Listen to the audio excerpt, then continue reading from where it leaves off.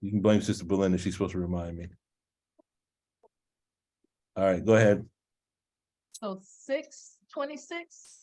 27 and chapter 6, verses 27 and 28. Okay, yes, ma'am. And if thou couldst see when they are made to stand before the fire and say, would that we were sent back, we would not reject the messages of our Lord, but would be of the believers. Nay, that which they concealed before will become manifest to them. And if they were sent back, they would certainly go back to that which they are forbidden, and surely they are liars. Yes, sir. When I read that, it made me think of the time track. Yeah, that's what came to my mind reading it. Yeah. So can you share some of what you see in those two verses regarding the time track? Off the top of my head, let's see. If thou could see when they're made to stand before the fire. Okay, so that's we'll say that's the aberrated mind. Let's see if we can work these equations. Okay, they stand before the fire. Now here, the word fire, let's see. I can use a dictionary, but I don't read Arabic that well, but we have has anyone gone and watched the Zoom Fire in the Mind yet to see the 7 different fires? Oh no. Okay, I did find that and I posted it to the YouTube. It was what Sister Anya had mentioned. Yes, sir. I watched it. Okay. Did that clarify anything, Sister Charlotte? Absolutely. That was a very good podcast. Okay. Praise be to Allah. Would that we were sent back, we would not reject the messages of our Lord, but would be of the believers. Nay, that which they can. Now here's something interesting I'm seeing, and I gotta study this in a little more detail. That which they concealed before will become manifest to them. When I see that one sentence, I'm thinking about what is concealed represents all those things that are in the engram, and will become manifest to them. We could say when the elements of an engram are manifested in a human being, we can call that aberration or dramatization, correct? Yes, sir. Okay. And if they were sent back, they will certainly go back to which they are forbidden. I have to parse that one. But that which they concealed becoming manifested, I would look at it like this. We all have aberrations concealed. Could we agree on that? Yes, sir. Because some of us have engrams that have not been keyed in yet. Okay, some of us have engrams that are still dormant. And when you have two groups of people, and there's an ayah I'll go through later on to kind of add to what Sister Tina just brought up. You have one group that they listened to the message of the messenger, they believed in it, they followed the instructions, and there's another group that didn't follow the instructions. So if we take that and kind of overlay it on what we're talking about now, when we go through the Dianetic processing to get to the demons in our own mind, what is concealed becomes manifested in a controlled environment. Does that make sense? How many individuals on the line have actually been audited? I have. So you're talking about someone is in reverie. Right. Okay. Now, how many of us remember going through the process of being audited, or even auditing someone else and witnessing another individual, that when the engram became manifested, do you remember yourself dramatizing something from the engram, or do you remember witnessing someone dramatizing elements of their engram where they're in another valence? Yes, sir. Yes, So, sir. so that which was concealed was made manifest, correct? Yes, sir. But in a controlled environment, because now once it's manifested, the auditor has us recount and recount and recount. And every time we recount what's happening to us on the tone scale, we're going up, we're going up, we're going up. So we're going up from grief and apathy up into, has anyone ever been audited and you felt like cussing out the auditor? Yes. Mhm. So now we're moving up No, into that. Yeah, right. So now we're going up, but we're going from grief and apathy up into hostility, correct? Mhm. And Yes, then sir. finally we get to the point, it's like, look, I'm tired of recounting this thing. Now we're up into boredom, right? Mhm. And then finally we recount it, and it's like, okay, I'm recounting it, but it's like, I'm laughing because like, wow, it doesn't bother me now. What happened? They took us up a gradient scale from the lower tone scales, grief and apathy, up through anger. And then we got to the boredom, and we're tired of doing this.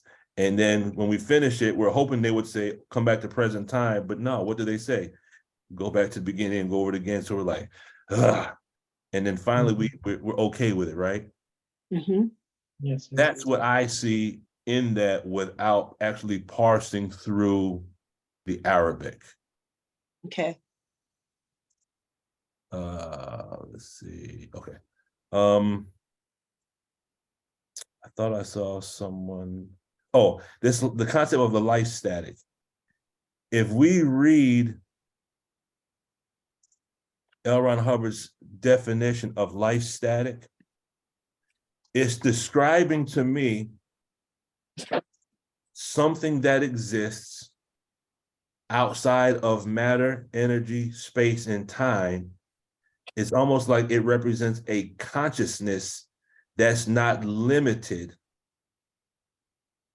by the physical reality. So it exists outside of the physical reality, but it comes in the form and manifests in the physical reality. Does that make sense? So when we say Allah is the eternal, when we go through the 99 attributes, we're describing characteristics that are not limited by matter, energy, space, and time. Does that make sense? Yes. Yes, Okay. sir. So static is the same as theta. Theta is the same as life force, correct? Correct. Okay. And oh, brother Robin, assalamu alaikum. Salam, sir. Trying to ease on in here without us seeing you. All right. And Sister Kenya, assalamu alaikum. Alaikum salam, family. Now, the minister used the word life force in the 7 speeches. Is everyone aware of that? No, sir. Well, I got to pull it up because we have to have actual facts, correct? Let me. No verbal datum. Yeah, we want like Dr. Wesley. We got to have receipts. Okay, let me. Hey, brother Lukman. Yes, sir. Yes, I'd just like to say this. Assalamu alaikum, everybody. Walaikum salam. Ramadan Mubarak. Ramadan Kareem. I was blessed to be on staff in Atlanta. I was actually a staff member in the org, and was around the org, lived a block away for like almost 4 years. And within the culture of the church, the one thing I respected and admired was they deal with actual facts. And I'll give you an example. One of the policies in the Church of Scientology that I totally love was what they call no verbal data. If you make a statement and say, "Oh, Mr. Hubbard said this, that, and the third," they do not accept it, and they say, "Show me the reference." We don't accept verbal data. Actual We facts. only accept stable data. And it's the same thing as actual facts. The same thing, like, okay, I heard the minister say this. Well, I understand, brother. What lecture did he say that? Where did he because we can dub in all kind of madness. Oh, You'd yes, be sir, brother. surprised. You know, even myself, I found like at times in my life, I said, man, but well, I think I heard the minister say this. I'm not quite sure, but I think I have. And I may go back. It may have been Brother Abdullah or Brother Jabril. You know what I mean? So I think that's beautiful when you go to the reference point, and we got to keep the actual facts out front, man. No verbal data, just stable data. That's right. Yes, yes, sir. Right. So let me give us the stable datum. Thank you, Sister Yes, sir. Shawana, for putting the reference. This is the actual page from 7 Speeches. These are the words of the Honorable Minister Louis Farrakhan. And the question was, what was before God? And the answer that was given says, we do not believe that there was anything before God, since he is the first and from him came all things. Then before God, there was nothing. When you say nothing, what do you mean? The Honorable Elijah Muhammad teaches us it does not mean that there were no objects in space, but he says anything that is doing nothing is considered nothing. And since God was the first life force in the universe activating himself and then giving activity to all things, then it was the action of setting things in motion which created time and life. And so we look at God as the prime mover, the cause of all existence. Before him, there was no existence. Because of him, all things exist. So that is the actual reference from 7 Speeches. That is the receipt. Brother Rockman, Brother Lukman, Yes, ma'am. what page was that on? Page 150. In the 7 Speeches? Yes, ma'am. Yes, ma'am.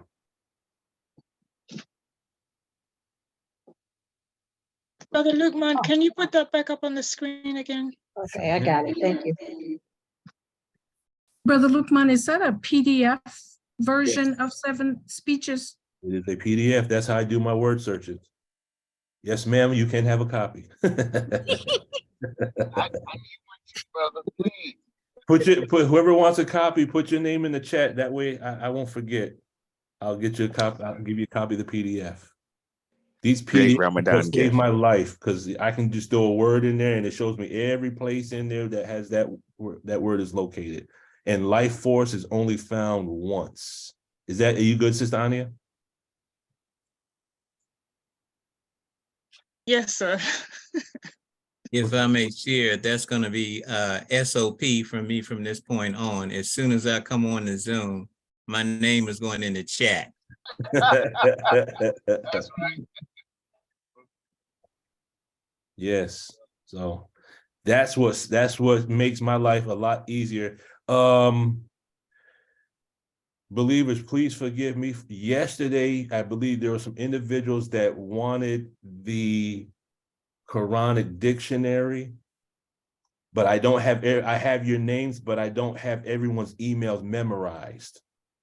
So I did send it out, I think, to 2 individuals. The book that Brother Imani held up, I did have that in PDF. I'd be more than happy to send it out again. So from here on out, if you need anything, give me your name and your email, and then I'll have to go back into my email list because some of I have so many, we almost have 100 emails, and I don't have names for every email, or I have the name. No, I have the emails, but I don't have names connected to them, and I got to jumble back and forth and try to fix that. But yes, whatever it is, just put it in the chat, and I'll put that on my to-do list or my postulate list for the day. Oh, so I want the Quranic dictionary PDF, but I didn't put my name in there yesterday, so I can put my name in today, right? Yeah, put your name, your email, and what you're asking for. That way, because that'll make things easier for me. But everyone that's here today, if you don't put it in, everyone that's out here today, I'll try to make sure you get the 7 Speeches in the dictionary. I'll do that. Okay. So I know everyone's here today, so I'll make sure you get that. Brother Lukman, how would you respond to my email submitted with for any and all forwarded materials? That will take me some time, brother, because to send the PDFs, because some of the files are so large, I can't do them through AOL. I have to do them through my Gmail account. Yes, sir. That would take time. Okay, well, Currently, I have, just so the believers know, I have all the NOI books and I have all the Scientology books on PDF. But okay. it would take time for me to get all of that information to you. Sister Charlotte has that little. Brother, Sister Well, Charlotte if got I- the little icon on the like. Ooh, you do? Yes. Well, then if I can add one more word to that, which would be today. Start the process. Those are all forwarded materials today. Oh, that brother, it would take way longer than that. But I tell you what, I will start the process. No, what I'm saying is that all forwarded, all. You're putting in your I would request today. I would put all materials forwarded today. Okay, you're I'll putting just in your change the request. wording. Okay, just be patient with your brother, and I'll do my best to get you everything I got. Praise be to Allah. I will be patient. Okay, I have the original study guides that Brother Jabril had back in 82, 83, and 84. Oh my God, stop. I'm so excited over here. I'm like, yes. Like she's like, you got case gain, huh? Oh my goodness. Yes. Praise Allah. Yes, I had an angel contact me one day and sent me a file. I think it might have been Ramadan some years ago. And he said, brother, I'm sending this to you. I think he said Ramadan Mubarak. I opened it up. I was like, my case gain shot through the roof. I was like a child on Christmas coming downstairs. I saw all those books. I was like, hallelujah. Indeed. And then it was all the books except Closing the Gap. And then Brother Batin hit me off. He said, brother, I got closing. He said, brother, I got closing the gap. That's all, brother. How are you gonna hold out? How are you gonna hold out? Not give it, brother. I'll get it to you. And then where did I get the Dynetics books at? I can't remember where I got the Dynetics book, but someone had another angel get in contact with me and sent me a folder, and I got all the Dianetics books from the original thesis all the way up to ethics. So go ahead, sister. In PDF? In PDF, yes, ma'am. And I have, the little manuals like the Touch Assist, those little pamphlets. Yes, sir. Yes, ma'am. I got friendships in all walks of life by Allah's grace. And Well, whatever I have, the believers will have. Just be patient, and I'll send it out as I can to make sure you get everything. But I mean, we're talking about probably anywhere from 50 to 100 books. Well, Brother Imani voiced what I was going to put in the chat.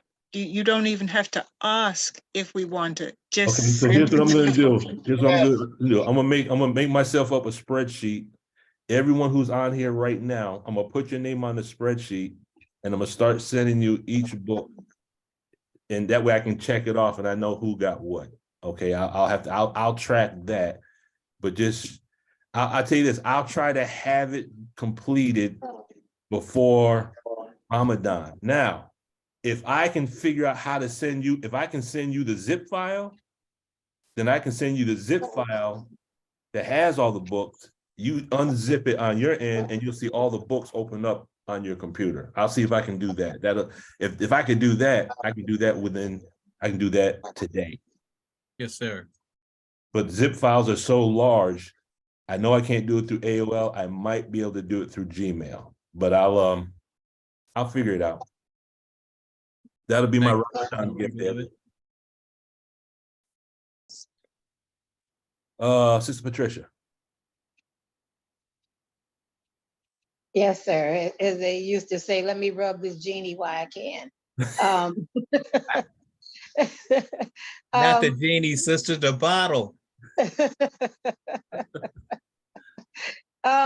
Since you know, in, when we were doing Collective 9, they talked about a book called The Language of the Birds. You have that? No, that I don't Oh. have. Language of Oh. the language of the birds? Yes. No, that I don't have. Sister Patricia, I did a search for that and it's no longer in print. Oh,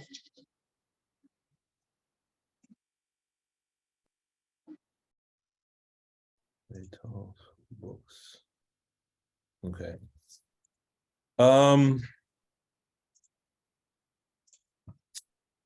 What's next? What's next? What's next? What's next? Okay. Any other ayats? If not, I have a couple, but I'd rather hear from the believers.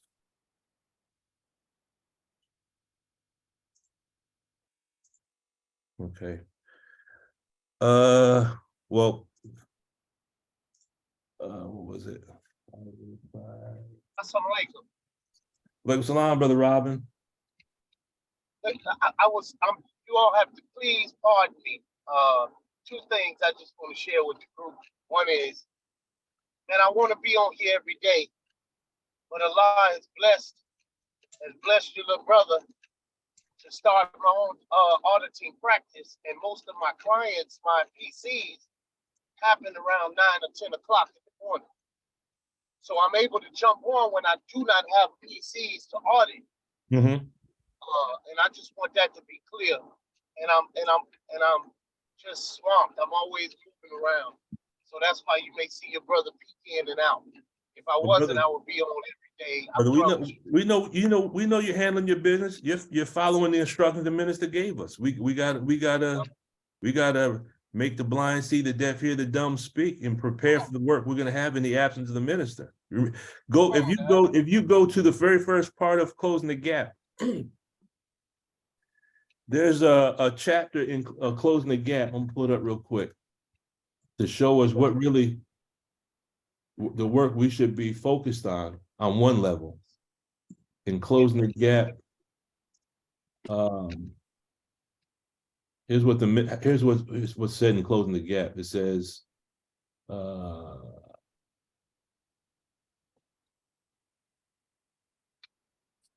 see if I can find it. Okay. Okay, it's right on the page that's talking about the introduction. Okay, and Closing the Gap. And it says, not only is it the student's desire to be like the teacher or to one day become a teacher, it is the aim and purpose of the teacher that the student one day equals and even surpasses him.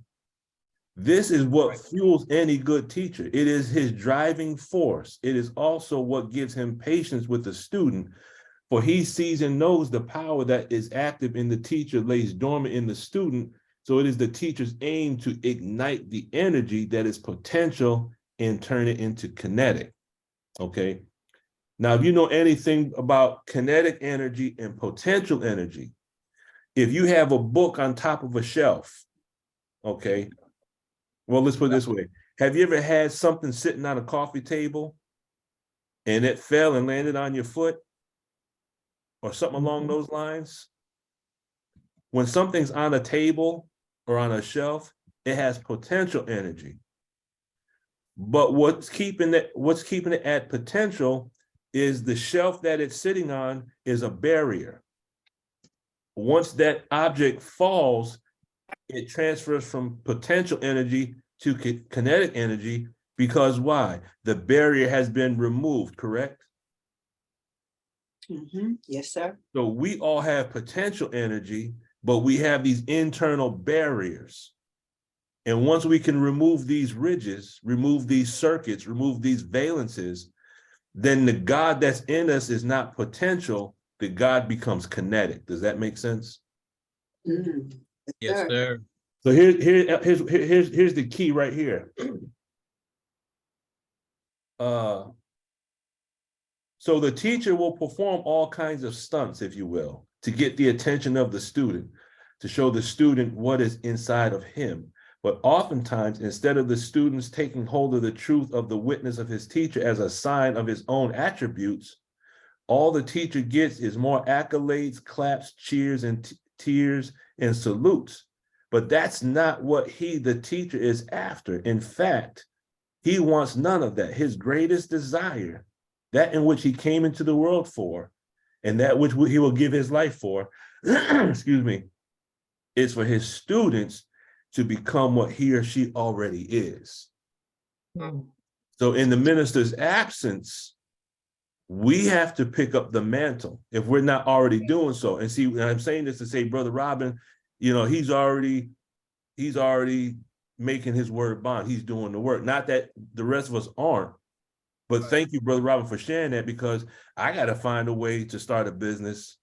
Because if I could do that for a living, for those that, you know, because I'm not gonna charge it, and this is nothing against the org, but I'm not gonna charge $2,500 for Zoom meetings. You know what I'm saying? Right. You know, but if there's a way to do it and you can pull in some income, all praise is due to Allah, because now you're getting paid to. We were just saying this, Brother Robin. You get paid for doing what you enjoy doing, correct? Yes. So that's the ticket right there. Go ahead, Sister Belinda. You just spoke on the ayat that I had, one of the ones I picked today, 586. It says, and those who disbelieve and reject our messages, such are the companions of the flaming fire. Mm-hmm. And the word disbelieve was a ridge, a barrier. That's what I had written down for that one. And you just gave everything we needed on Oh, praise due to Allah. ridges and barriers. Ridges and barriers. A ridge is anything that keeps us from manifesting or doing what it is that we need to do. Let me see. Let me look this up real quick. Okay.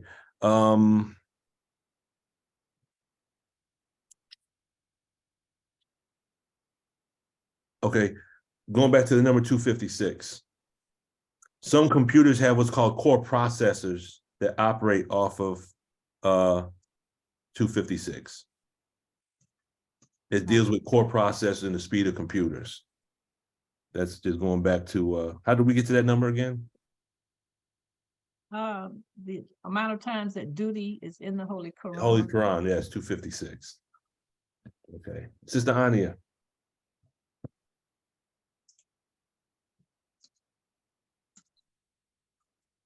I was out of the room earlier, so I'm not sure if these verses were already covered.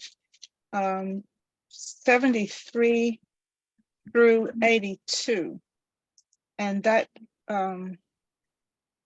part of the section deals with Abraham questioning whether the sun, the moon, and the stars, you know, when he says, "Is this my Lord?" And then when it's set, he realized that, you know, that if he had taken those as his God, he would have been in error. And then it ends saying that, and how should I fear what you have set up with him, while you fear not to set up with Allah that for which he has sent down to you no authority? Which then of the two parties is sure of security, if you know? Those who believe and mix not up their faith with iniquity, for them is security, and they go aright. And so that I again, dianetically, I'm not able to express it. I'm not real good at expressing that, but it made me think of the emotional drama that we hold on to, the valences of other people that we play out, and look at placing other people, other things, and even our talents, placing all of those things in as the most important thing, and we follow those things instead of following a law, and that adds to the emotional drama and trauma that we have. And of course, through slavery, our Qibla has been you know, changed to follow the enemy and the things of his world instead of following and worshiping Allah. But I wanted to hear, you know, what you, your thoughts on that, especially in terms of, you know, when he talks about the sun, moon, and stars in there, and when they set. That's a lot of data. I'll tell you what I'll do. I will parse through that for tomorrow, but I do have some information about washing and ablution. I did do part of my assignment from yesterday. Yes, sir. So let me write down this one. 73 through 83.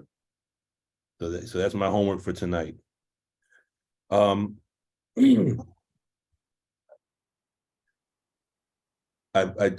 cleared the part of it in Arabic, and then I start. Oh, here's my notes. Okay, yeah, I spent some time on this one. The word wash, when we're talking about ablution in Arabic, the word is ghasl, I think is how you pronounce it. It says, "O you who believe, when you rise up for prayer, wash your faces," and it talks about your hands, then your and then we know during ablution, we wash our hands, we cleanse our mouth, nostrils, our face, eyes, ears, hair, our head, arms up to the elbow, and then our feet. Now, part of this comes from Message to the Black Man, but just the Arabic itself, to wash means to cleanse, to be clean, to purge, or to clear. Here comes that word clear again. Okay. And then when you look at the word face, which is wajh, so we say, surely I've turned myself to thee. In Arabic is inna wajatu wajhati. So you have wajh twice. I'm turning my face to Allah's face. That's the literal translation, but in the Arabic, it's about I'm turning my intention or my personality or my thoughts or my being to the thoughts, the personality, and the being of Allah. Does that make sense? Absolute. Okay. Okay, repeat that last part again. When we say, surely I've turned myself to thee, O Allah, the Arabic is inna wajatu wa jahi is the Arabic. I'm turning my personality, my intention to your intention. Meaning, in other words, I'm lining my mind up with your mind, my personality with your personality, my thoughts with your thoughts. Does that make sense? So it makes a lot of sense. And when you said that, I thought about when we're drilling and we say about face or left face, right face, you're turning, like you said, you're turning your face, you're lining yourself up with Allah. Yes, sir. Now, here's an interesting thing between the way we drill and the way you drill in the military. In the military, if you're standing at attention, they say right face, and you just turn all at once. Left face, you turn all at once. It's wiser to look before you turn, correct? Yes, sir. Yes, sir. So in our military, we say right, boom. You got to look first. Left, boom. You might look and realize you don't want to turn that way. But in the military, in the Army, and in the Marines, or actually Air Force, Navy, you go right, face, and you turn all at once. And that's how you get popped in the mouth, because you didn't look before you turn. Anyway. Kind of went back on the time track for a minute. My apologies.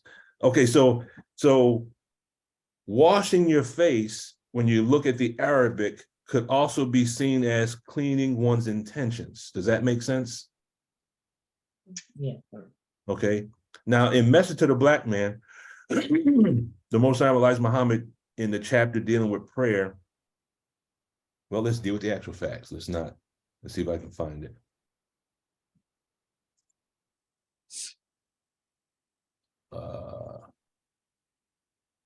I'll explain it from my perspective, and then I'll see if I can find it. Message to the Black Man. But I believe I learned this from reading Message to the Black Man. When I wash my hands, now if you notice, when you prepare for ablution, what hand washes which hand first? Right? The left hand watches. Left hand washes the right hand first, correct? Okay. Yes, sir. Then the right hand washes the left, correct? Okay. Now, if you look at that symbolically, this is my interpretation. If you look at that symbolically, negative people are necessary because that's how the right-minded people get cleansed. And then once we get cleansed, we can go back and cleanse the left-handed people. Does that make sense? Mhm. Okay. Left hand cleanses the right 3 times. 3, represents the number of trial. Then the right hand goes back and cleans the left. So the intention of that is, or in Arabic, it's called niyyah. The intention is, oh Allah, please cleanse my hands from the doing of evil, correct? Please cleanse my mouth from the speaking of evil. Please cleanse my ears from turning my ears to listening to evil. Please cleanse my face from turning my face towards evil. Please cleanse my eyes from the seeing of evil, the thinking of evil, being supported by evil, and the cleansing of the feet is walking to where evil is. Does that make sense? Yes, sir. Yes, sir. Well, on one level, we could say that's kind of like a type of processing, isn't it? If we do this 5 times a day. Yes, sir. So that was the washing of the face, or the washing for ablution. But now the word hands, when you look at the word hands in Arabic, another thing is the face. The word in Arabic also means to repair or to cause. Okay. So I'm cleansing that which is keeping me from being cause. Can we see that? Mhm. Can you say that again, Brother Lukman? You started breaking up. Okay. The word face in Arabic also means to repair. It means intention, and it means cause. So by washing the face, if we look at it from an allegorical standpoint, we're saying that we are cleansing our intention, or washing away that which will allow us to be cause. Because when the environment is controlling us, we are effect, correct? Right. And just by us going to make ablution, because sometimes the adhan goes off and we're in the middle of something, and we say, I'll pray afterwards. Me personally, I'm trying to get out of the habit of that. Because if you and I were doing something, and all of a sudden the phone goes off and you saw the identification said Minister Farrakhan, would you stop what you were doing and take that call? Absolutely. Sir. Okay. Yes, sir. But now I'm guilty of this as well. So I'm not pointing fingers. I'm pointing all my fingers at me. How many times have we been busy doing something? The adhan goes off. We snooze the adhan and we continue doing what we're doing. Yeah. Oh, Yes, yeah. sir. Okay. So what we're doing becomes a ridge and keeps us from making our salat. So as soon as we go and we start preparing for salat, we've taken on a gradient level, another degree of being cause, because we overcame our reactive mind that said, no, finish doing what you're doing. Does that make sense? Mhm. Okay. Now, when you look at the word elbow,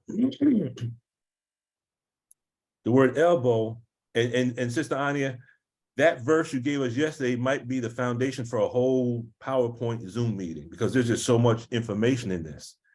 The word elbow in Arabic means anything conducive to personal ease and comfort. So when I'm washing my elbows support me up to the elbow. But it means I need to cleanse anything that's conducive to my personal ease and comfort, meaning what? There's other things I might be doing for personal ease and comfort that I shouldn't be doing. Does that make sense? Mhm. And it also means the word elbow in Arabic, if you look at the other definitions, it means attainment of civilization. And it means to gain. And we always talk about case gain, right? Yes, sir. Okay. To wipe, we take the water and we wipe it, right?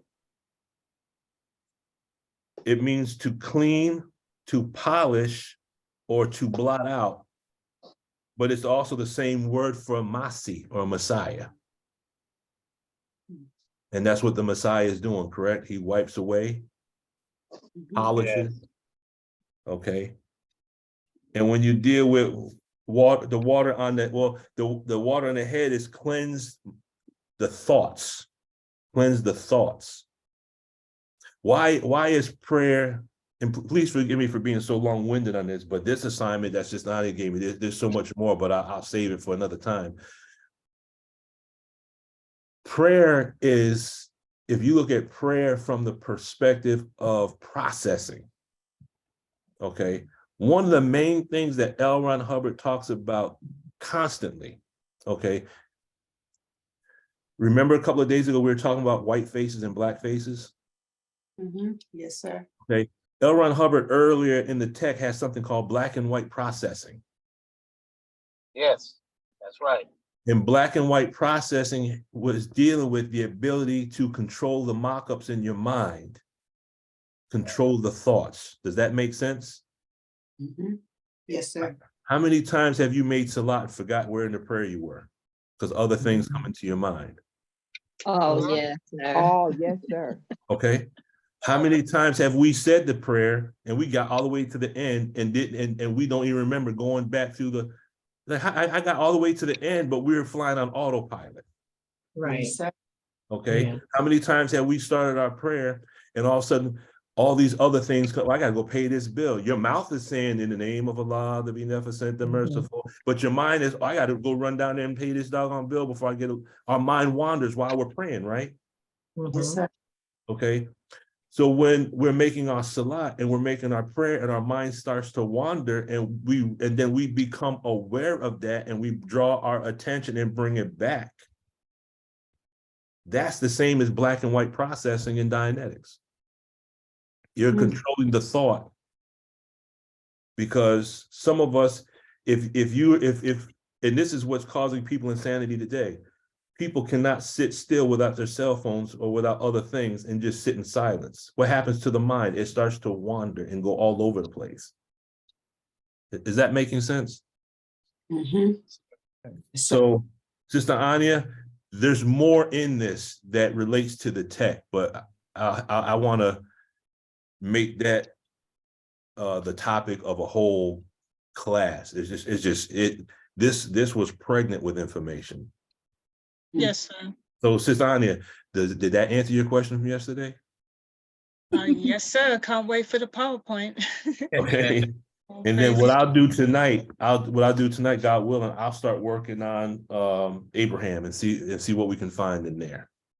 Brother Lukman, will Yes, ma'am. you post this today somewhere? Because I need to fill in my notes because it was a lot of information. I couldn't write that fast. You're talking about the Zoom meeting right here, correct? Absolutely. Yes, Oh, sir. I'll send this out. I'll send this out to the, I'm not really posting it on the YouTube channel. Okay. I mean, I probably could. But any believer that wants the Zoom meetings, by all means, I'll send them to you. That's not a problem. Okay. Could you send this today? Yes, I meant ma'am. today's Zoom. She's the man, and ain't she? I need this today. I need it today. No. I switched my words up. No, sir. I'm just having fun. I'm having fun. I'm just having fun. It's all about case game. It's all about case game. Go ahead, brother Imani. Yes, sir. Dear family, once again, assalamu alaikum. When you Walaikum mentioned salam. about mind wandering when you're performing the prayer, Mhm. I was standing over my prayer rug and I noticed something. There are designs on the prayer rug that are grouped in numerical sequences. Mhm. Like on the right-hand side, there are four diamond shapes underneath 5 circles. On the left side, the same thing. And beneath are what is a design of hexagons or diamond shapes that are topped with a certain kind of circular design. And it's in a numerical sequence. Mhm. And as a result, my mind began to wander less as I focused on those designs as I completed 2 ayats, 4 ayats, 3 plus 2 ayats, and so forth and so on. Wait, hold up. Let me make. You're talking about making your rakas, correct? Yes, sir. And my rakas. Yes. Correct. That's right. Yeah, Rakas. I Making after my the rakas. verses. Yes, sir. Yes, sir. And it was so helpful. And I was so thankful that that just came to me. All I could do was say, all praise be to Allah. All praise due to Allah. Yes, sir. Thank you, brother Imani. Sister Tina. Yes, sir. I just have a question. In you speaking on black and white processing, Mhm. and that's about changing the thought, Mhm. pretty much in the moment, right? When we recognize. Mhm. Is that relevant to the aberrated flow of what we do to ourselves? Yes, and I'll tell you why. Is that the full question? That's the full question. Okay. One thing L. Ron Hubbard talks about with regards to how the mind operates, basically our insanity is rooted in our inability to control our facsimiles. Okay, so now let me translate that into our language. The inability to control our thoughts is what gets us in trouble. Right. Okay. And if you go back to what Sister Belinda posted from the Bible, the book of Romans, chapter 7, read that whole chapter, and that's straight up Dianetics right there in the Bible. Because many times we're making our prayer, and you can always tell when the individual forgets, because they'll go to a certain point, and then you see they'll start making up something, right? And we've all done. I know I've done it. It's like you forget. You get that little lump in your throat. Your mouth gets dry. If you're praying with other people, and for a split second, your mind says, "Oh, damn," and then you're trying to fumble to get that and then we just start freestyling it, I guess you could say. And we finish the prayer and we look around as if we intend to do that, and everyone's looking at us like, "Yeah, brother, you forgot the prayer, didn't you?" But our mind wanders because what? The Bible says it in the book of Romans, and it says in the book of James. It's like 2 minds warring inside of me. Matthew chapter 6 says it like this. It said, you can't serve God and mammon at the same time. It says your eye has to be single, correct? Yes.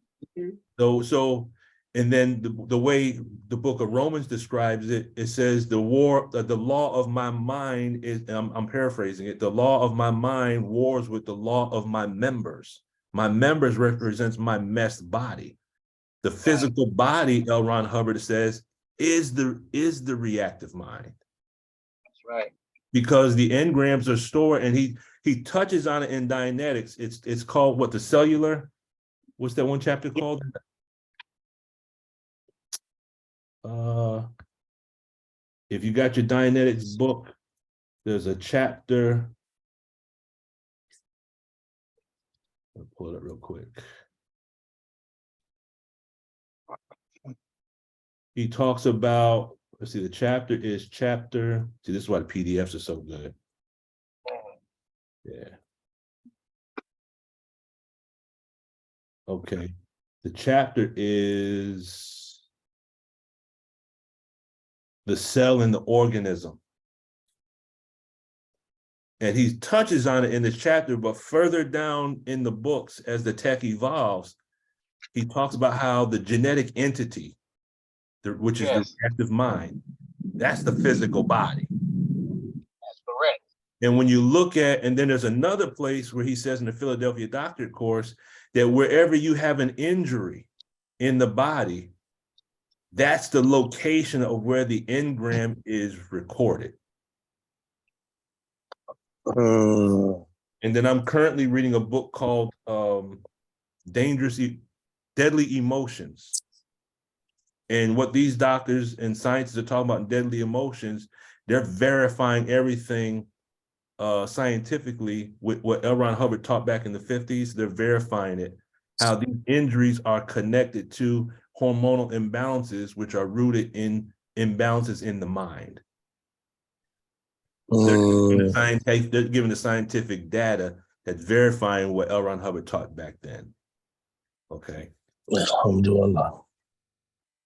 But look, man. Go ahead, brother. If I may share this, man. I'm over here about to pop. I'm telling you, man. Two things. I'm telling you, man. Two things. One is I heard someone mention the language of the birds. Yes. And I remember studying that. Did you totally familiar with that, brother? The language of the birds? Yes, sir. Yes. Can you just touch on that real quick? Because I just want to share something as it relates to that within our teaching. Yes, sir. Well, there's three things that come to mind when you say that. One is the language of the birds. I remember, and I can't remember where I heard this. So this is not a sound, not a sound hadith. Okay. Okay. That the sound of the birds represented elevated thought. Okay, that's one thing. Now, I came across a video just the other day, and it showed this man had lived with a tribe in Africa, and he went hunting with them. He could not understand how they could run for so many hours without getting tired. And he said they would make certain sounds. The birds would come and land on them. They would make certain sounds, and the birds would lead them to where the honey was. Yes. So that's another thing. The language of the birds. You know, we're told that the Savior knew the language of the birds. Okay. Now, yes, is that literally or is that allegorically? I've never heard anyone talk on it or teach on it. But if I've seen what I've seen on the video show that there's brothers and sisters that can communicate with birds, and they communicate, and you can show me where the honey is, then that's just an elevated, you know. And then sometimes I sit and I listen to the birds outside, and you hear and you see the patterns. There's mathematical patterns in the language. Yes. But what do you have, Brother Robin? Well, and I'm glad you shared that. And I pray, I really, really pray that Allah gives me the words to paint a picture and to share with you all what Allah showed me. And just going back to this, the reason that came up was because in the reading today, if I'm not mistaken, because I've been listening to the audio book and I'm trying to catch up on a few days and because I be moving, man. But was that come and say he would take dust and form it into a form of a bird? Is that it? Is that where that came from?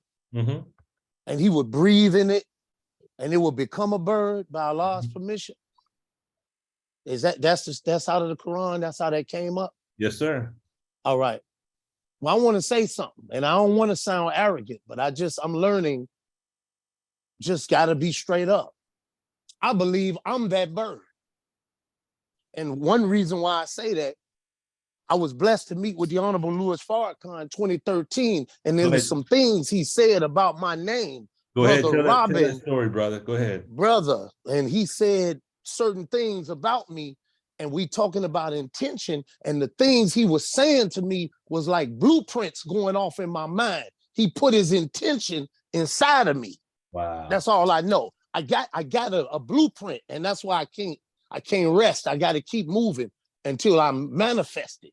And I just believe that. And the minister said, you know, even if, hey, he said, even if you're not, he had said, one of the guys, I believe it was Maulana Muhammad Ali, he believed he was the reformer.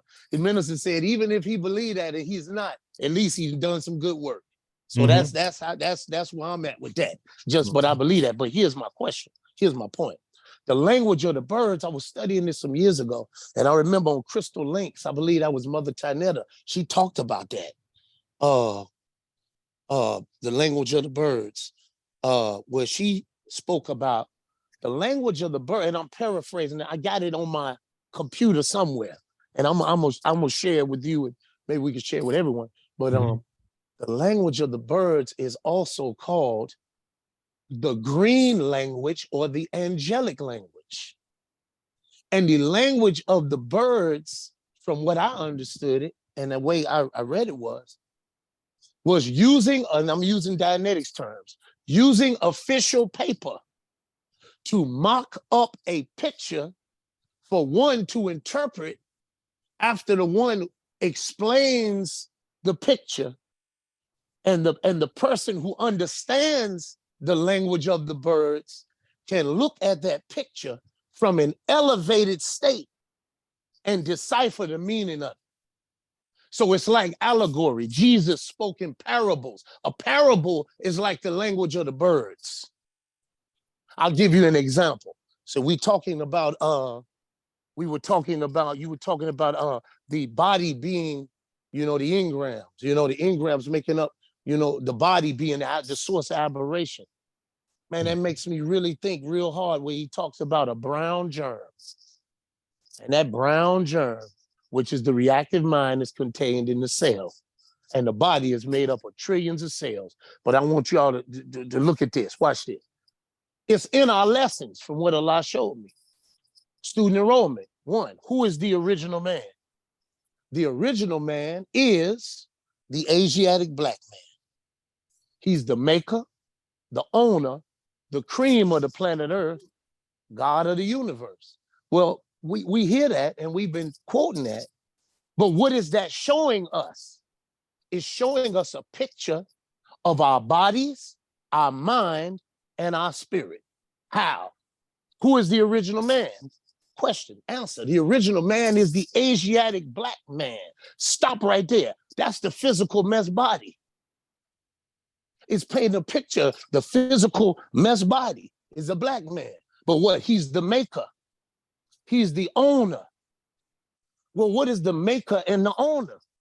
The maker and the owner is the mind. There's nothing more powerful than a made-up mind. Your mind makes up your personality. It makes up who you are, your life experiences. But then it says the cream of the planet Earth. The cream rises to the top. Well, what's the cream? The cream is your tone scale. Because it rises, man, look, is your tone scale when you are living in the optimum, how can I say, in the original state. But then it says, the God of the universe. Well, who is the God of the universe? The God of the universe is not seen. That's your Thetan. But the Thetan controls the body, and the Thetan controls that which you do see. It's like gravity.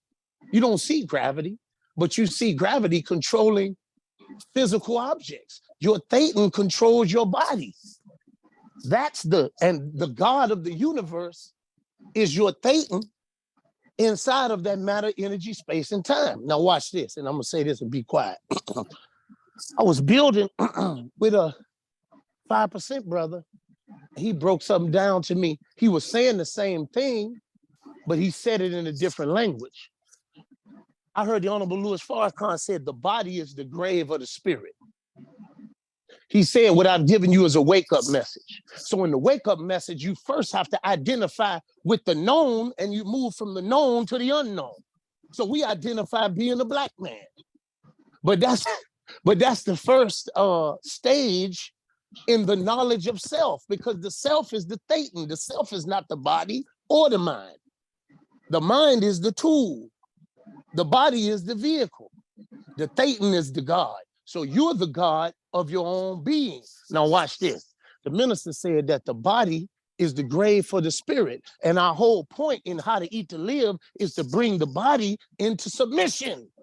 Excuse me, man. Y'all got to pardon me. Look, the body is the Muslim. You ain't a Muslim, you're a God. Your body is a Muslim because it's made up of muscles and limbs. And it's matter, energy, space, and time. You're the God inside. Once you are supposed to make your body submit. Once you can make your body submit, you're Muslim, because you're the God of the Muslim to whom you control. Once you are able to make the body submit entirely, then you can control everything outside the body, because you're the God and you are everywhere and in all things. So it's the language of the birds, as I understood it, was like that. It's like supreme wisdom. Wisdom is discernment, the ability to see what others don't see. So in our lessons, it's all in there. Who is the colored man? Physical, body. Colored man is the Caucasian white man. Or Yakub's grafted devil, skunk of the planet Earth, which points to his nature. So you should be able to look, well, we are growing to look into that and to see the picture. It's a picture he's painting. And to be able to decipher the picture to get the meaning. My last point is this. What greater test would a supreme scientist, a supreme God, test a student by saying he's teaching us for years that the white man is the devil? But he takes a key and he puts the key inside the white man and tell you to go get it. But we've been taught the whole time that he's the enemy. Can you have wisdom enough, insight enough, discernment enough to challenge your fears, look past your own restimulation as it relates to the Caucasian, to go inside there and get the key that will save you and your people? That's the greatest test of spiritual students. Are they able to see this technology? Are they able to see Master Muhammad in L. Ron Hubbard's teaching and go get it? You know what I'm saying? That's like the greatest test. The greatest trial. So I just wanted to share that. I pray that makes sense. And I pray that it's received. And I pray that you understand where I'm coming from. Mason, to make a long story short. And with that, I'm thanks for letting me share that. I'm glad we had that recorded, brother. Alhamdulillah. There's a lot in there. 2 quick points. Now I look at our student enrollment. I'm looking at question number 1 as a gradient. I'm looking at it as a gradient. That's one thing. And then it reminded me of a saying. I think it's a hadith, or it might be, well, I know it's a saying, I just don't know where it's located, where it was said that Prophet Muhammad made his devil take its shahada. Have you ever heard that? Come on, man. Yeah. So, but I'm glad we recorded that, because what you just shared is, there's a lot of information in that. Lots of information. Alhamdulillah. So thank you, Brother Robin. Alhamdulillah. All praise to Allah. Before we go forward, I'm going to assume that iPhone me is Sister Ania, and who is Galaxy A12? That should be me. Oh, look, does my name not show up? No, I see your name up here. I have another Galaxy A12 that's okay. listed. Who is Galaxy A12? If you could identify yourself, please.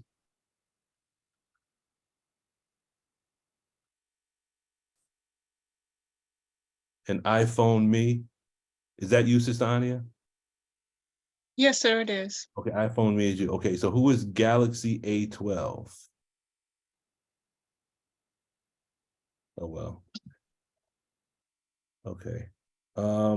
Sister Tina and then Sister Deborah. Oh, Galaxy A12 left. Okay, well. Go ahead, Sister Tina. Oh, my hand is up from before. Okay, okay, no problem. I got it. Sister Deborah. Yes, sir. Relating to the language of the birds, Mhm. I remember way back in the day, when we only had 5 channels back in the day, and PBS was one of them. I'm still a big PBS watcher. And they had a program about a bird, and it was in Africa. And there was like some type of coyote, maybe a lion or a hyena or something, and it was trying to catch this, I believe it was some type of rabbit or some type of land animal. And so the bird would alert the land animal that there was danger, that this either lion, coyote, or whatever it was nearby, and it was always trying to catch it. But then the bird would let the land animal know. And then later on in the show, it showed that the predator that was then trying to go after the bird, of course, he could never catch it because the bird could fly away. And I thought that just brought that back to memory. And I remember 2 years ago, I had my bird, who is passed now, may Allah be pleased with my little bird.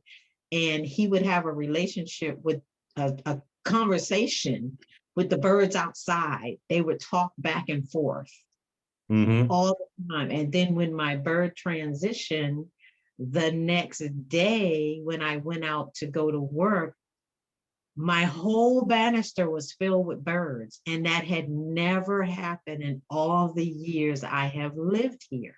They came to the respects. I believe so. Maybe they didn't hear him talking that day, and I remember Brother Rasul being on the Fajr prayer line.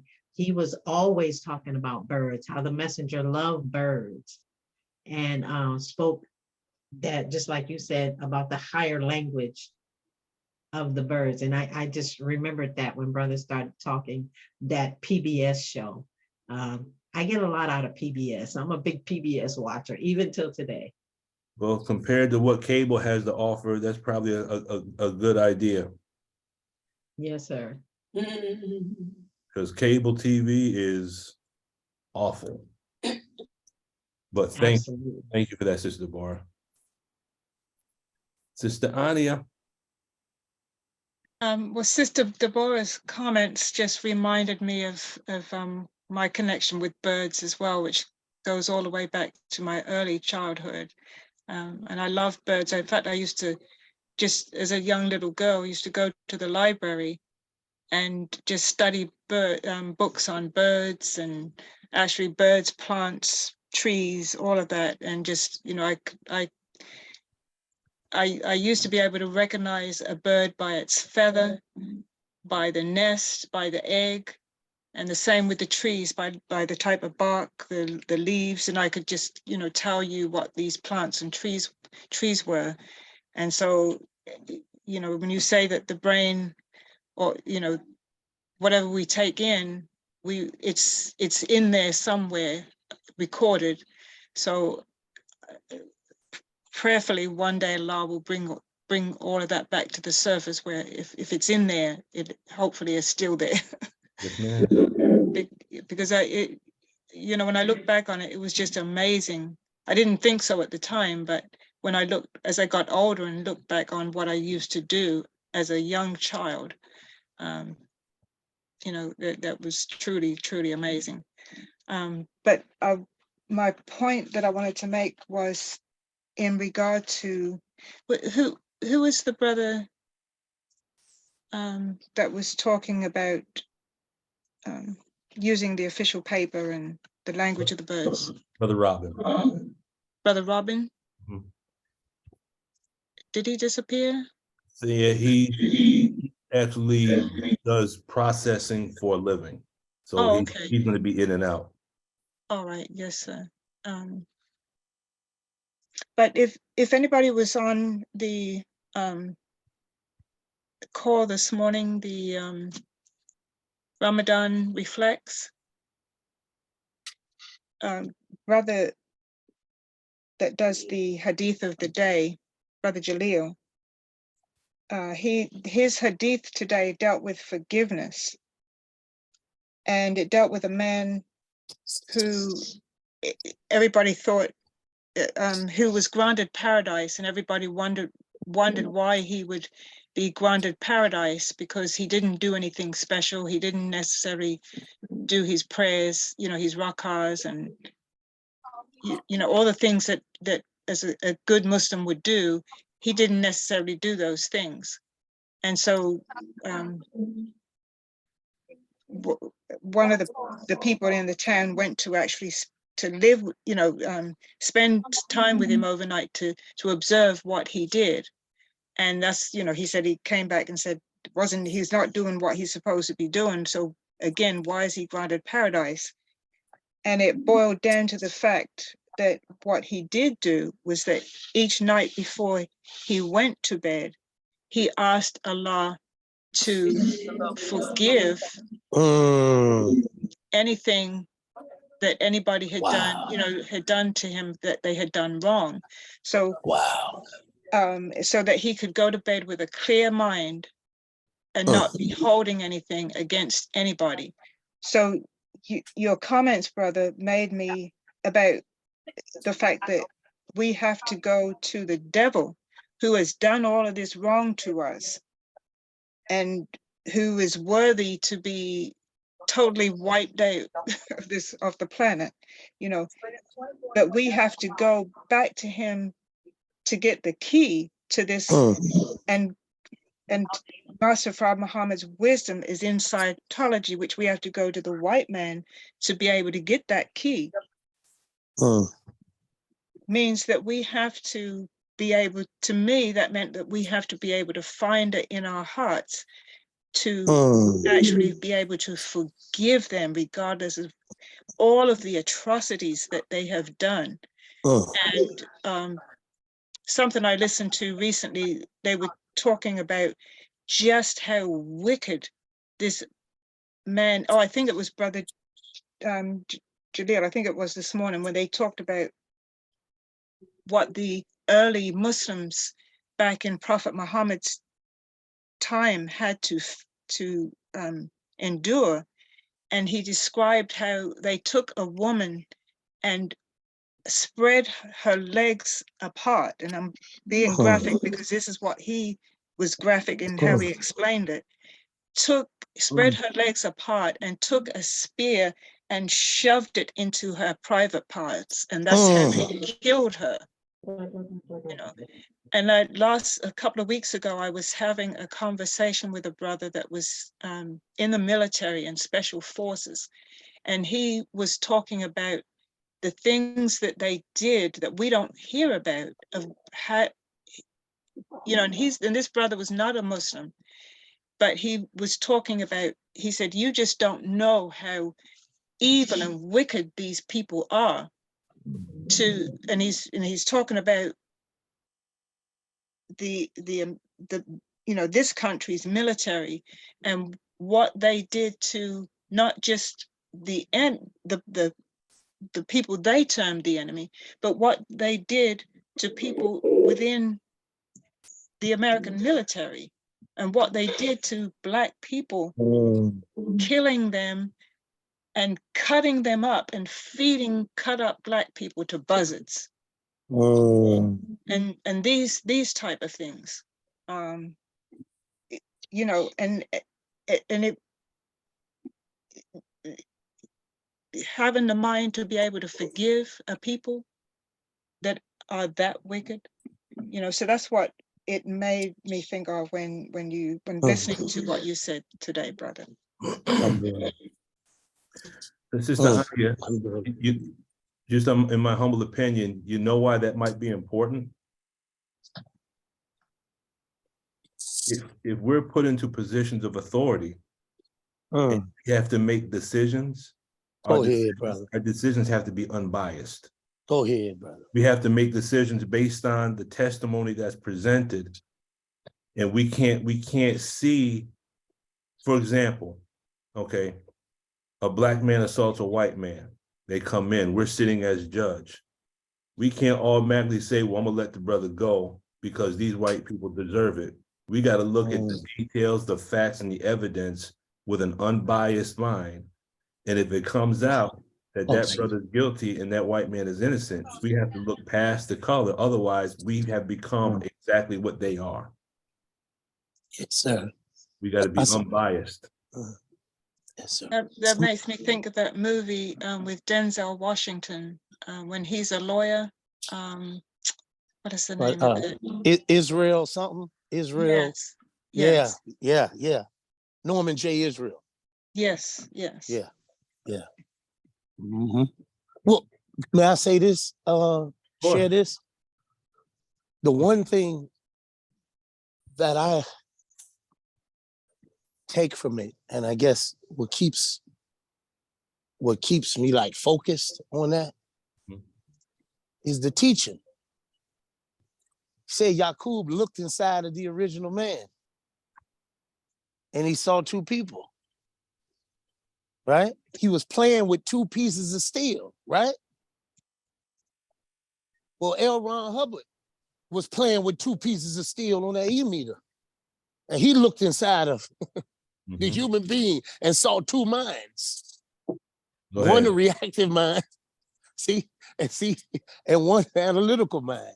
And one thing that I try to keep in my mind is the messenger said it's a brown germ. And Yaqub gave it an expression. It caused us to almost destroy the planet and destroy ourselves 66 trillion years ago. And there was something that got inside of us. I heard the minister say the white man is an alien on this planet. I took that literally. That there was and I remember seeing, you ever seen that movie? With this is a very attractive Caucasian woman with blonde hair. Some astronauts went out into space and they got exposed to some microscopic spores. And out of that, they grafted, I guess, this species, that's the name of it, to where they were sick. And they went inside of them and somehow they gave birth to this alien. And it was a female and she was going around taking folks' life force, killing people and, like an alien. Well, when I look at it, I heard the minister say he's an alien on our planet. And when I look at the sun gives life to everything in our universe or in our planet. But it kills them, but it gives life to every living thing. And then as sister just said, the stuff that they have done is like, how could you do that to another human being? It's because in truth, it's just me. I believe they're not human. I believe there's always misdirection. What the mind sees, the ears hear. What the eyes see, the ears hear. The mind tends to believe. They pointing us towards some little green man who wants to kill and steal and take all the resources of the planet. But when I look at the reality of it, they're actually the ones that's doing the very thing they blaming the little green man for. You know what I'm saying? It's like they're the real aliens, like a real alien. And I noticed the Quran talks about the Lord of hosts. I'm always looking at that language. What does that mean? Lord of hosts.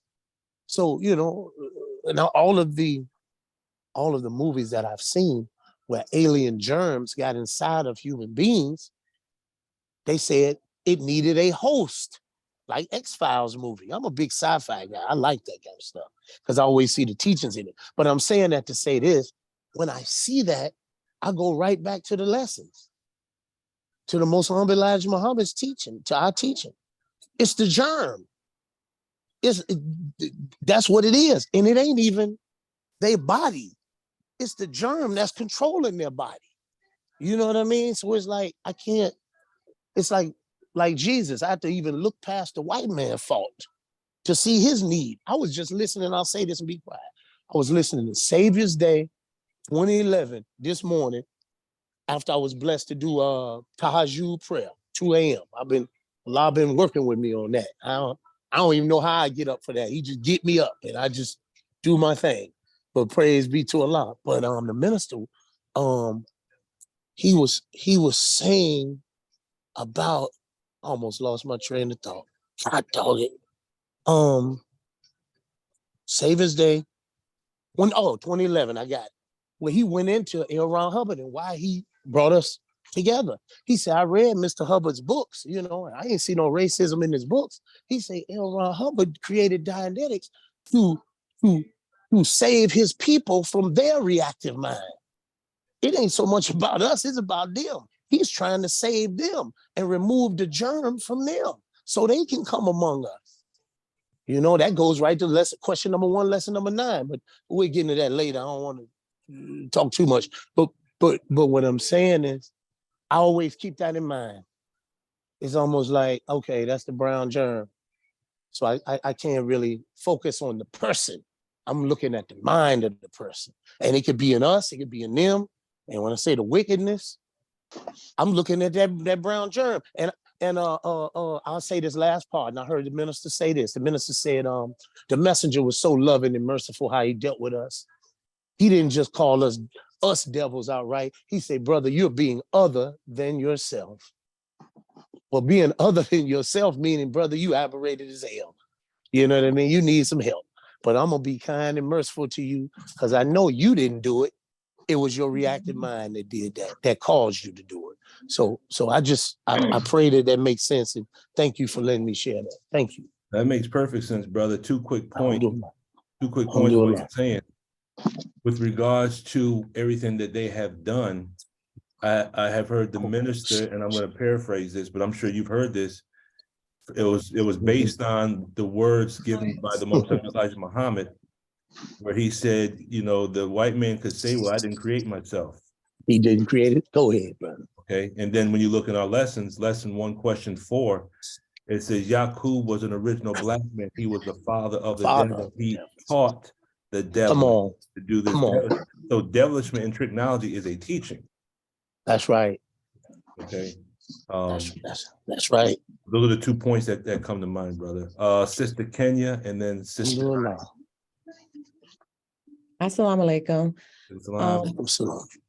I just have a question in regards to ayat 100 and in Surah 6. Okay. And, I just want to know, can here in this ayat, can the jinn be representative of the aberration, and the sons and daughters can be the engrams? And wait a minute, hold up. Lord have mercy. Oh, I'm sorry. Hold up, where you at now? Lord have mercy. Surah 6, ayat 100, and it says, and they regard the jinn to be partners with Allah, and he created them, and they falsely attributed to him sons and daughters without knowledge. Glory be to him, and highly exalted is he above what they ascribe to him. Okay, now I got goosebumps. I got to write that one down because that's pregnant. Okay. Now, yes, the word for the word jinn, if we look at the Arabic, thank you. The word jinn in Arabic comes from the root word jannah. Blackwater. And it means, some of its meanings is an inclination,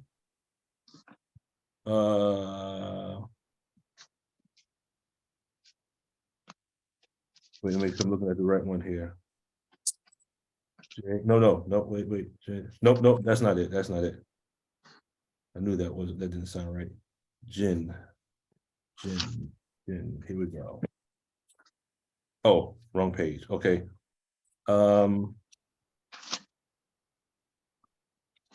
Jannah. Different spelling. That's what it is. Different spelling.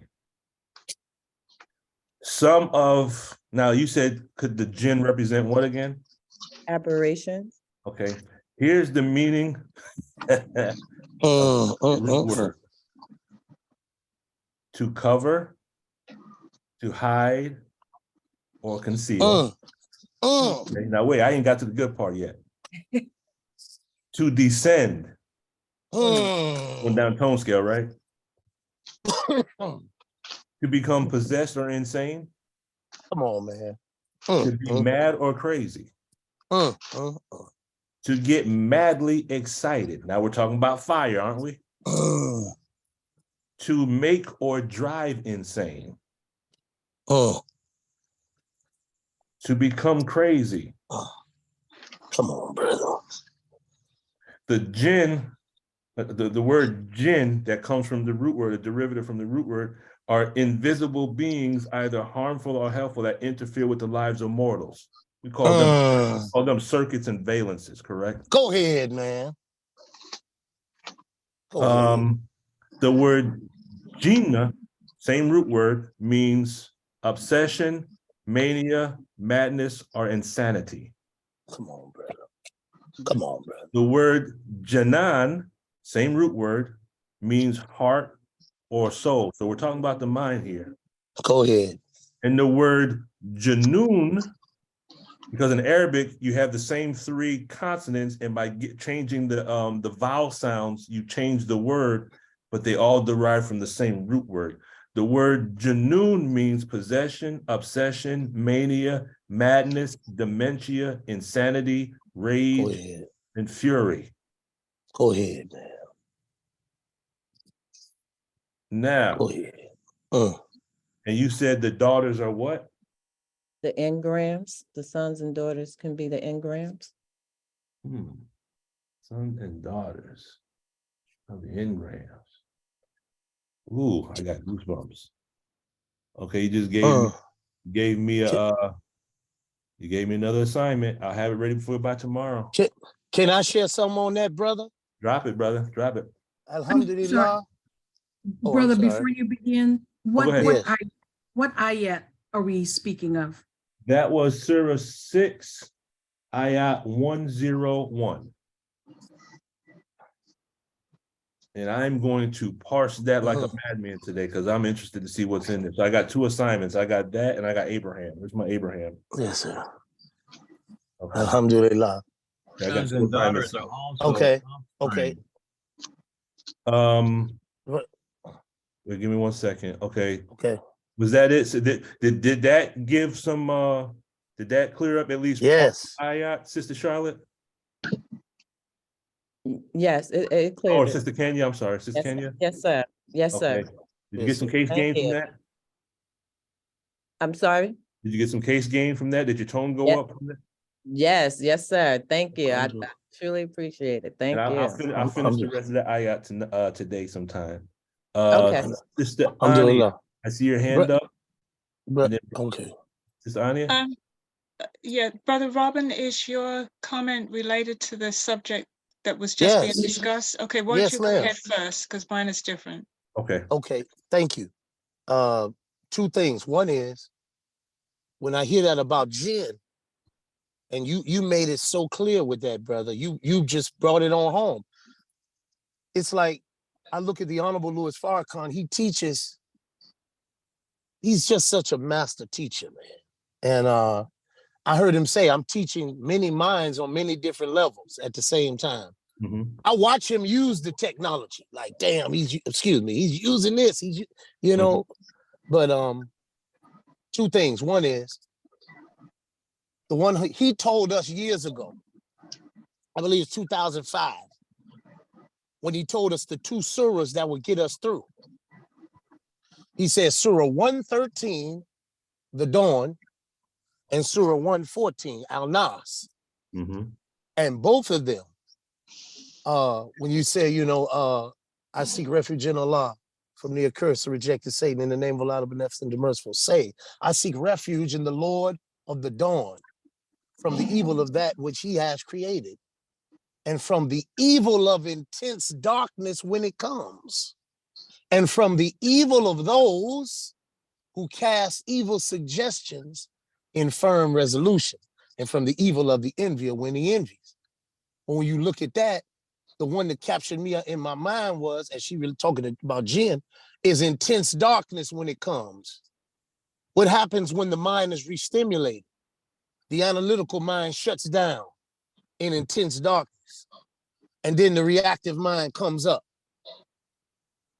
Cast evil suggestions, man, in firm resolutions. I ain't gonna get into that because that'll go, and I'm looking for more clarity of language. But the second one is this: the Nas, I seek refuge in the Lord of men, the King of men, the God of men, from the evil whispering of the slinking devil. The circuit. Who whispers into the hearts at the circuit, who whispers into the hearts of men from among the jinn and the men. I heard the minister say the jinn is a being of a fiery nature. He say, like your child, he used an example. He said, your children get mad, they go off, they cry, and they might get so mad, so emotional that their face turn red. But what was he saying? He was saying they were moving off emotion and not logic. So the jinn is a being of a fiery nature, meaning he has no necessarily analytical control, but he moves off emotions the same way the engram does. Now, my last point is this. As it relates to that, I remember the minister saying, the Most Honorable Elijah Muhammad at one point told him, when you said earlier, the white man could say, I didn't make myself. I remember the minister saying that the Most Honorable Elijah Muhammad told him, brother, stop using the term devil.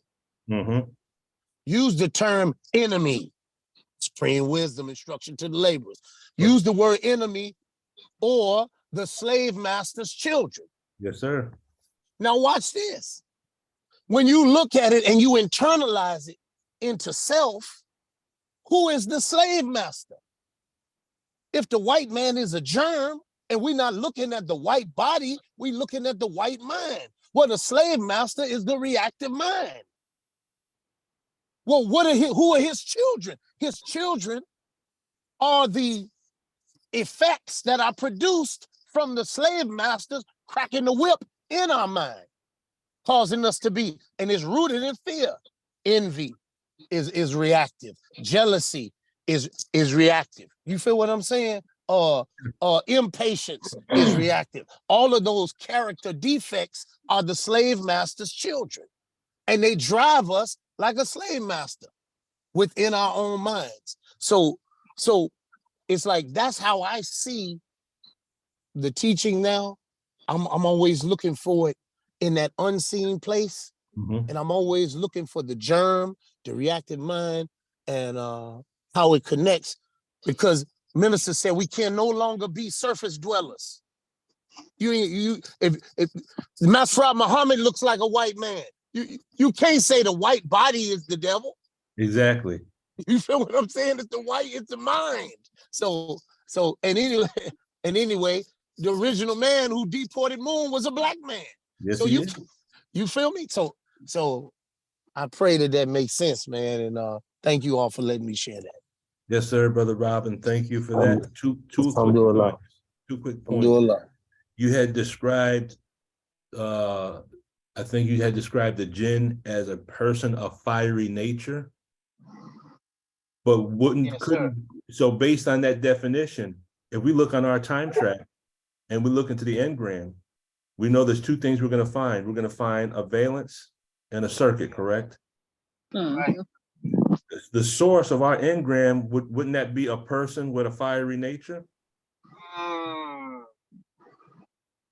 So that person that is at the root of the engram, that did whatever they did or said whatever they said, that caused us to be aberrated as adults because of what happened to us when we were children, then wouldn't that be this? Couldn't we take one word and describe that as a jinn? Yes, sir, brother. Even though it's a family member, it's still one of the devils that we're carrying around. How much relief do we receive if we can remove 4 engrams? 4 engrams might be what we need to get us to start the process going. Does that make sense? Yes, sir. Point number 2, the envier when he envies. Hasadin al-Asad, the Arabic word for envier is hasad. And it also means one who holds a grudge. So here's the question. When we say the envier when he envies, are we talking about someone outside of ourselves, or are we talking about ourselves? Come on, man. Come on, brother. Because if we hold a grudge, now what if someone could pull that word up real quick? Let's clear that word real quick, and then we'll go with Sister Anya. But someone pull up the word grudge for just a moment, if you could. Anyone got a dictionary at hand? If not, I'll pull it up on my phone. Define grudge. Says a persistent feeling of ill will or resentment resulting from past insult or injury. Mhm. Be resentfully unwilling to give, grant, or allow something. Mhm. Now, based on what Brother Robin said earlier, some of us won't go to the org to get the tech just based on that right there. I don't want to go there with them white folks. Come on now. Teach, brother. Yet, if you listen to the Theology of Time series by the Most High Elijah Muhammad, he says straight and openly that Prophet Muhammad was a white man. Right, Every Muslim here reads the Holy Quran, correct? sir. Mhm. So we got to let go of that, because if we haven't let go of that, how can we say we've gone through study guide number 18? How can we rise above emotion to the mind of thinking of God, but we can't go to a Caucasian who has a tool we can use that'll help us grow into God? Now, this next part is just my opinion. I ain't forget about you, Sister Anya. This part is just my opinion, but it's an opinion based on 2 facts. Fact number 1. We've been told that Master Farad Muhammad was the product of both races of people so that he can come and give mercy. I'm paraphrasing it. Mercy to both people, correct? Yes. That's an actual fact. We have all heard that, correct? Yes. Okay, now Allah says in the Holy Quran that he raises up a messenger from every people speaking their own language, correct? Correct. Okay, so on a basic level, the Most High Elijah Muhammad was raised up for the Black man here in the wilderness of North America, correct? At the start of the mission, correct? Correct. Now, based on those 2 pieces of information, it would seem to me that if the Savior raised up a messenger for you and I, he would also raise up one for them. That's right. Pardon. It would make total sense, because the Savior comes to give mercy to both people and give both people the opportunity to get away. And when you hear the words of the Honorable Minister Louis Farrakhan, he had said in Savior's Day 2011, he said every Caucasian person should go and I think he used the word flock. Did he say flock? Flock. He said flock. Yes, I mean, sir. a group of birds, right? Birds. Go ahead, brother. Birds flock to what L. Ron Hubbard taught. Okay, so we have to let go of the grudge. The envier when he envies could be us, because the word envy in Arabic also means grudge. And in the word of Buddha, I've said this before, but Buddha said when you hold on to anger, it's like swallowing poison with the desire to make the other person sick. Go ahead, brother. The person we have a grudge against don't even know we have a grudge, or they don't. They don't care. Right. So when we have a grudge, what happens? That grudge transforms into neurochemistry that affects the hormonal imbalance in the body, and our grudge becomes a psychosomatic. Yes, sir. Yes, sir. So we're holding on to grudges, and it's making us sick. And the person that we're not grudging against, they're healthy as hell. They probably out dying somewhere right now. Right. Yes, sir. Okay. Yes, go ahead, Sister Anya. Okay, so now where do I begin? Because all of these comments keeps bringing another stuff up in my mind. Good. That means that DNA is unlocking. When you just said about holding a grudge and the other person doesn't know it, you know, and it made me think of that passage about Satan or Iblis, because you have judged me to be erring, I will lay in the straight path, lay in wait for them in their straight path. That's holding a grudge. Come on now. Yes, ma'am. Wow. Now, who did the minister Iblis represented? Who did Iblis represent Dianetically? He said the reactive mind. Mhm, There's a reactive reactive mind. mind. That's Yes. right. Mhm. That's right. Yeah. And he said that conversation, the Yes, result sir. of the conversation that Allah had with Iblis was the birth. Thus was born the reactive mind. There you go. That's right. That's what he said. Thank you, Sister Belinda. Oh, So when when we're angry at somebody, somebody said something negative about us and we resent it, and then we that whole Iblis thought sets up in our mind, and sometimes we don't even realize that it's there, but we keep playing it over and over and over again, that they said this about us and I really didn't appreciate it, I didn't like it.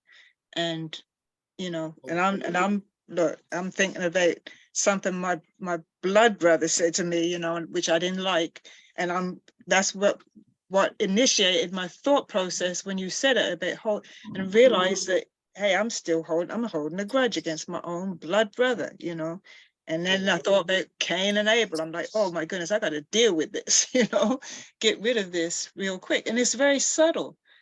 It's so subtle and on such a minute level, but it's still there. And that it can become it turned from a little tiny pebble into a big rock if I don't get that cleared out. Whispering of the slinking devil. Yes, sir. That's exactly, brother. I'm doing a lot. So would you say that when we hold a grudge towards someone else, we're making them cause? Go ahead. Yes, sir. Yes, sir. So that means that when we hold a grudge, who are we? Be the enemy. We're effect. We become affect. Correct. Correct. You got more for us, Ania? Yes. And then brother, when he went into the dawn, and talked about the darkness there, in that surah, in the footnote, it says, I can't pronounce the Arabic, Ghasig. Spell that.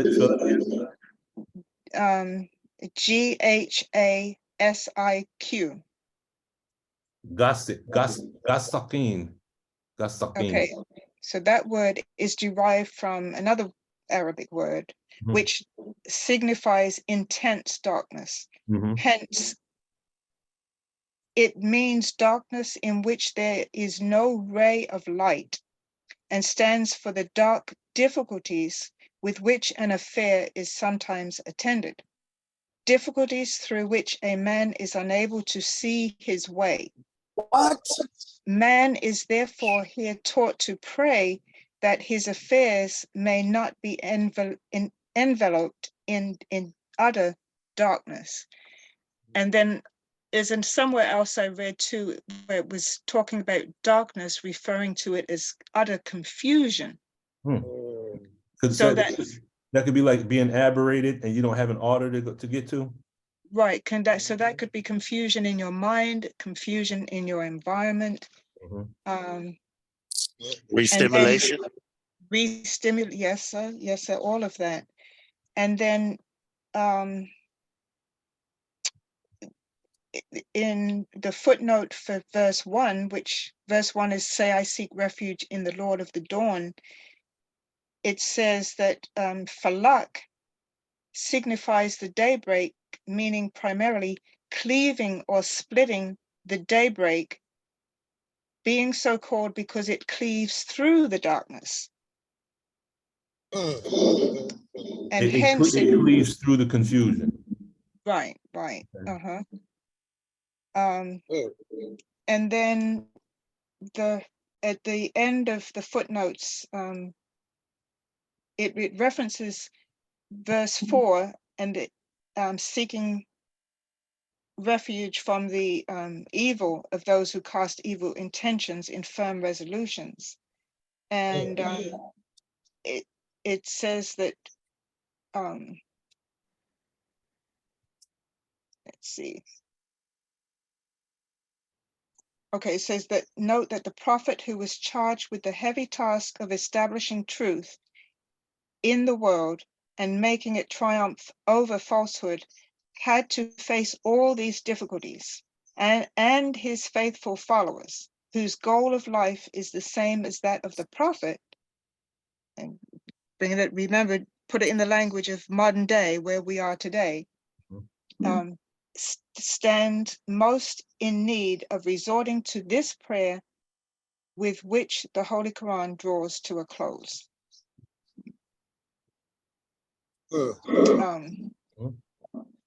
And then there's another word for the darkness is utter gloom. Mhm. We're talking about way down on the tone scale. Yes, yes, yes. Is now I know there's some emotional tones that are sub-zero. Yeah. Sub apathy. Yeah. Sub apathy. Does anyone have access to that part of the scale, the sub-zero tone scale? I do. I have to If you don't have, I have okay, to yeah, pull it you up. don't have it. Well, yeah, but I do have access. I would Yes, like sir. to know where gloom is. It's on there. Yeah. I believe it's on there. Yes, Okay. sir.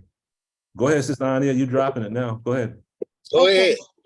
All right, so now I'm going to switch gears to what I originally raised my hand for.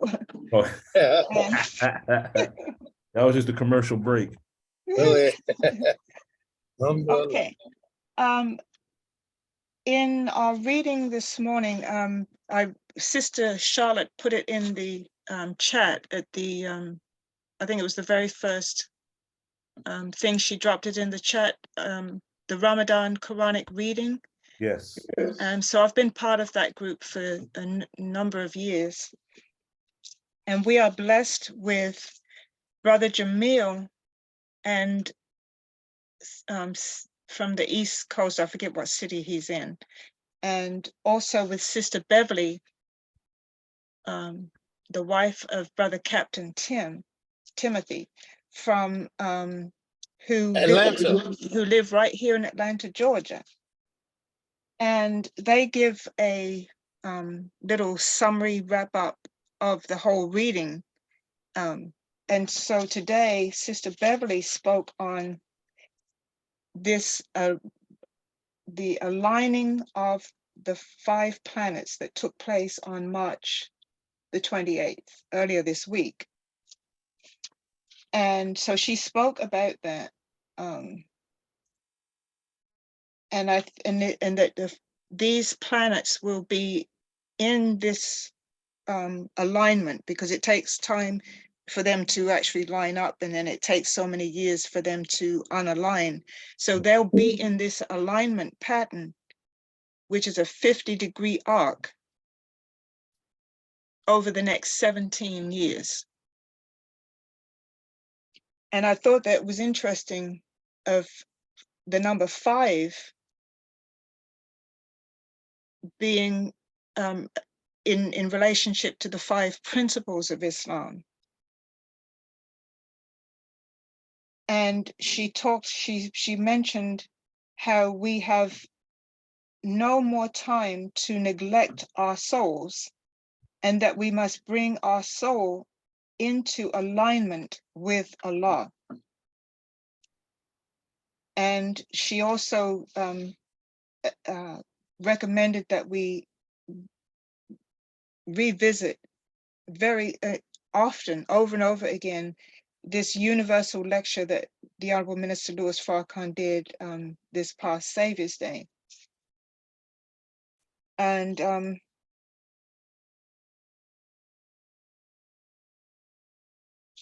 in the reading for today, there was actually a couple of verses that mentioned the soul. And in 5 verse 105, it says, "O you who believe, take care of your souls.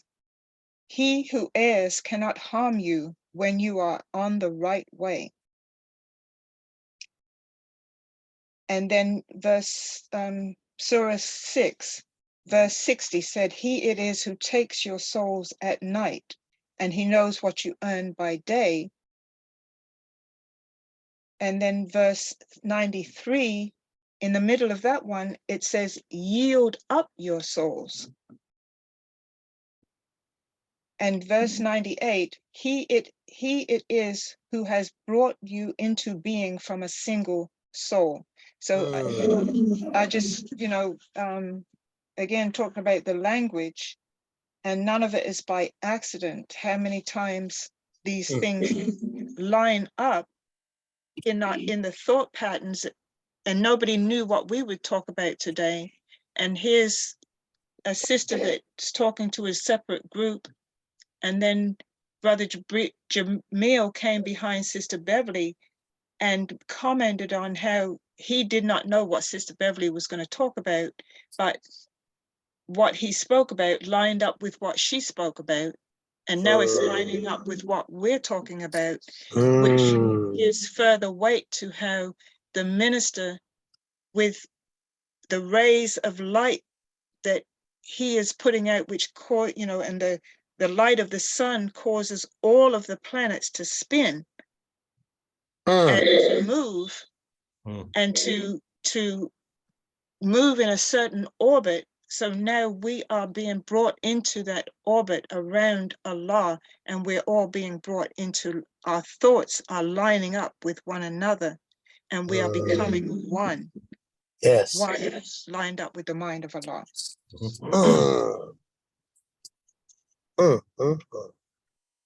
Is that it, Sister Ania? Yes, sir. Praise be to Allah. I said it before, I say it again. I'm glad we're recording this. I will only share this part because Sister Ania mentioned it, and it was actually one of the same ayats I had cut through. Surah 5, verse 105. "O you who believe, take care of your souls. He who errs cannot harm you when you're on the right way.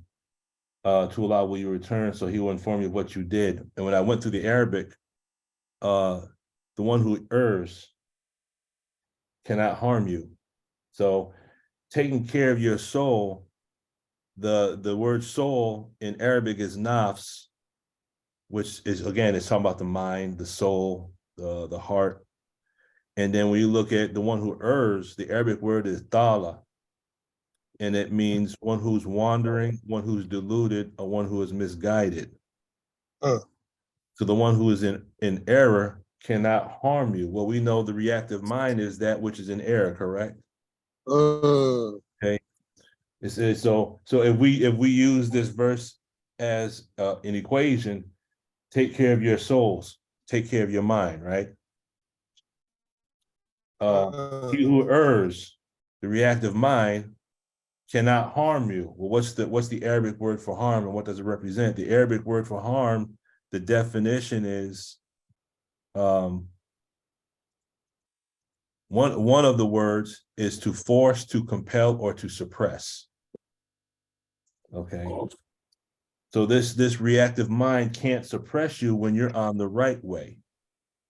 Now, what does the word right way represent? To persist, perseverance, to keep on doing something.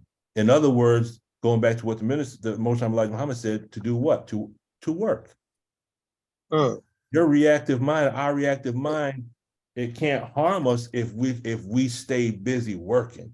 Go ahead, man. Okay. We got to stay busy working. Because as soon as we work, we're at tone 20.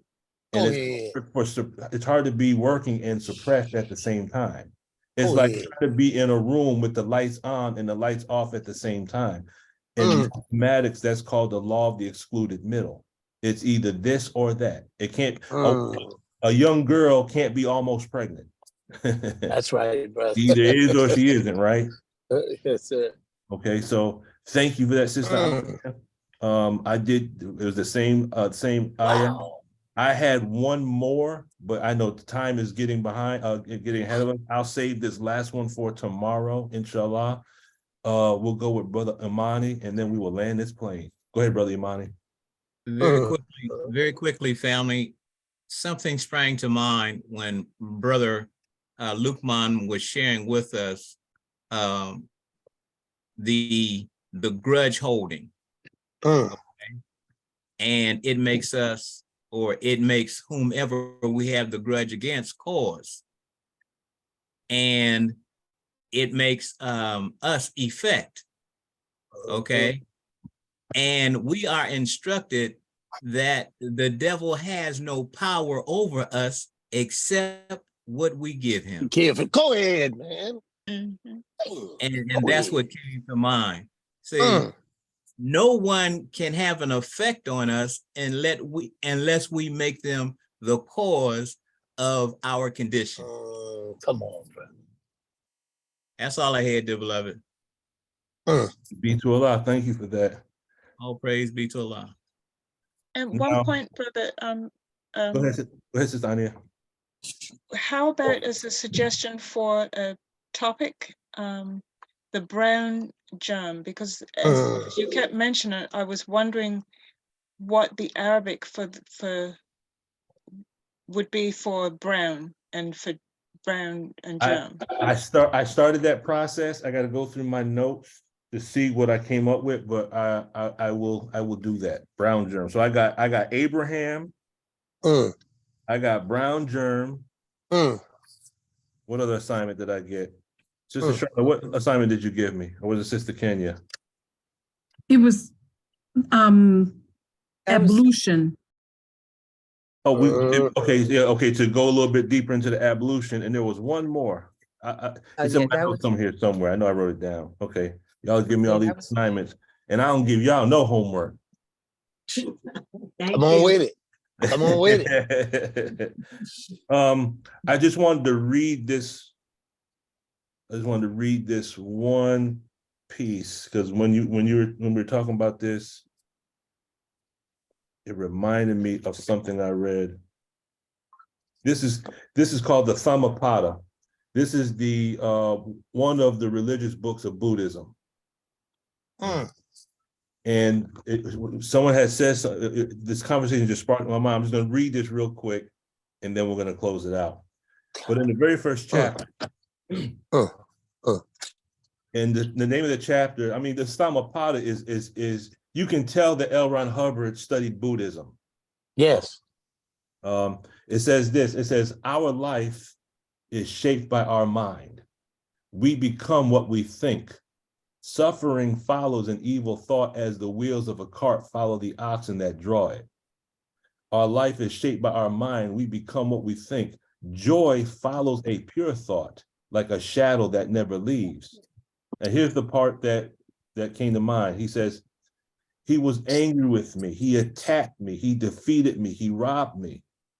It says, those who dwell on such thoughts will never be free from hatred. In other words, if we constantly look at what other people have done to us, well, you said this and you said that and this, that, and the other, if we keep holding these grudges, what happens?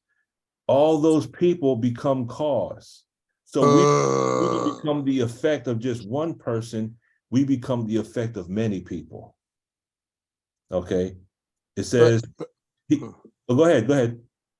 Can I just want to just bear witness to one thing you said. Yes, sir. When you said L. Ron Hubbard studied Buddhism. Yes, he did. Well, I know. He wrote a book called The Hymns of Asia. I have it. It's the most, you have it. Well, in that book, and in Buddhism, they're waiting for their Messiah called Maitreya.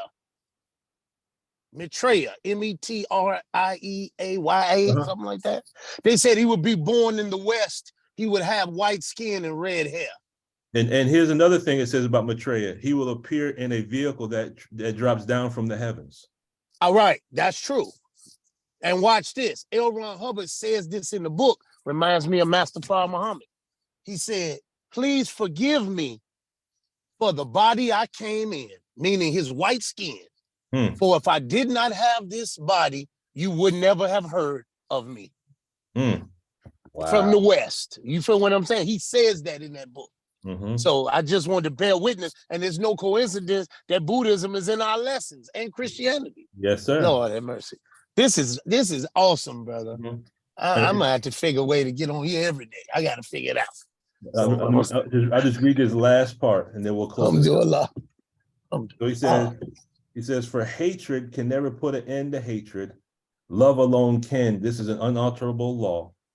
People forget that their lives will end soon. For those who remember, quarrels come to an end. There's, as a strong wind blows down a weak tree, Mara, the tempter, the reactive mind, overwhelms weak people who, eating too much and working too little, are caught in the frantic pursuit of pleasure. As the strongest wind cannot shake a mountain, Mara cannot shake those who are self-disciplined and full of faith. And Mara represents the reactive mind. How to eat to live. That's all I see in that, brother. Wait a minute. So what I'm gonna say to this, believers, to make Lord things have easy, mercy. to today's Zoom meeting, if no one objects, I'll put this one on the YouTube channel. That way I don't have to send it to individuals. I'll just put it on YouTube and we can all go back and study it, because this has a lot of beautiful information in it from everyone that contributed. Yes. Yes. So Yes, it does.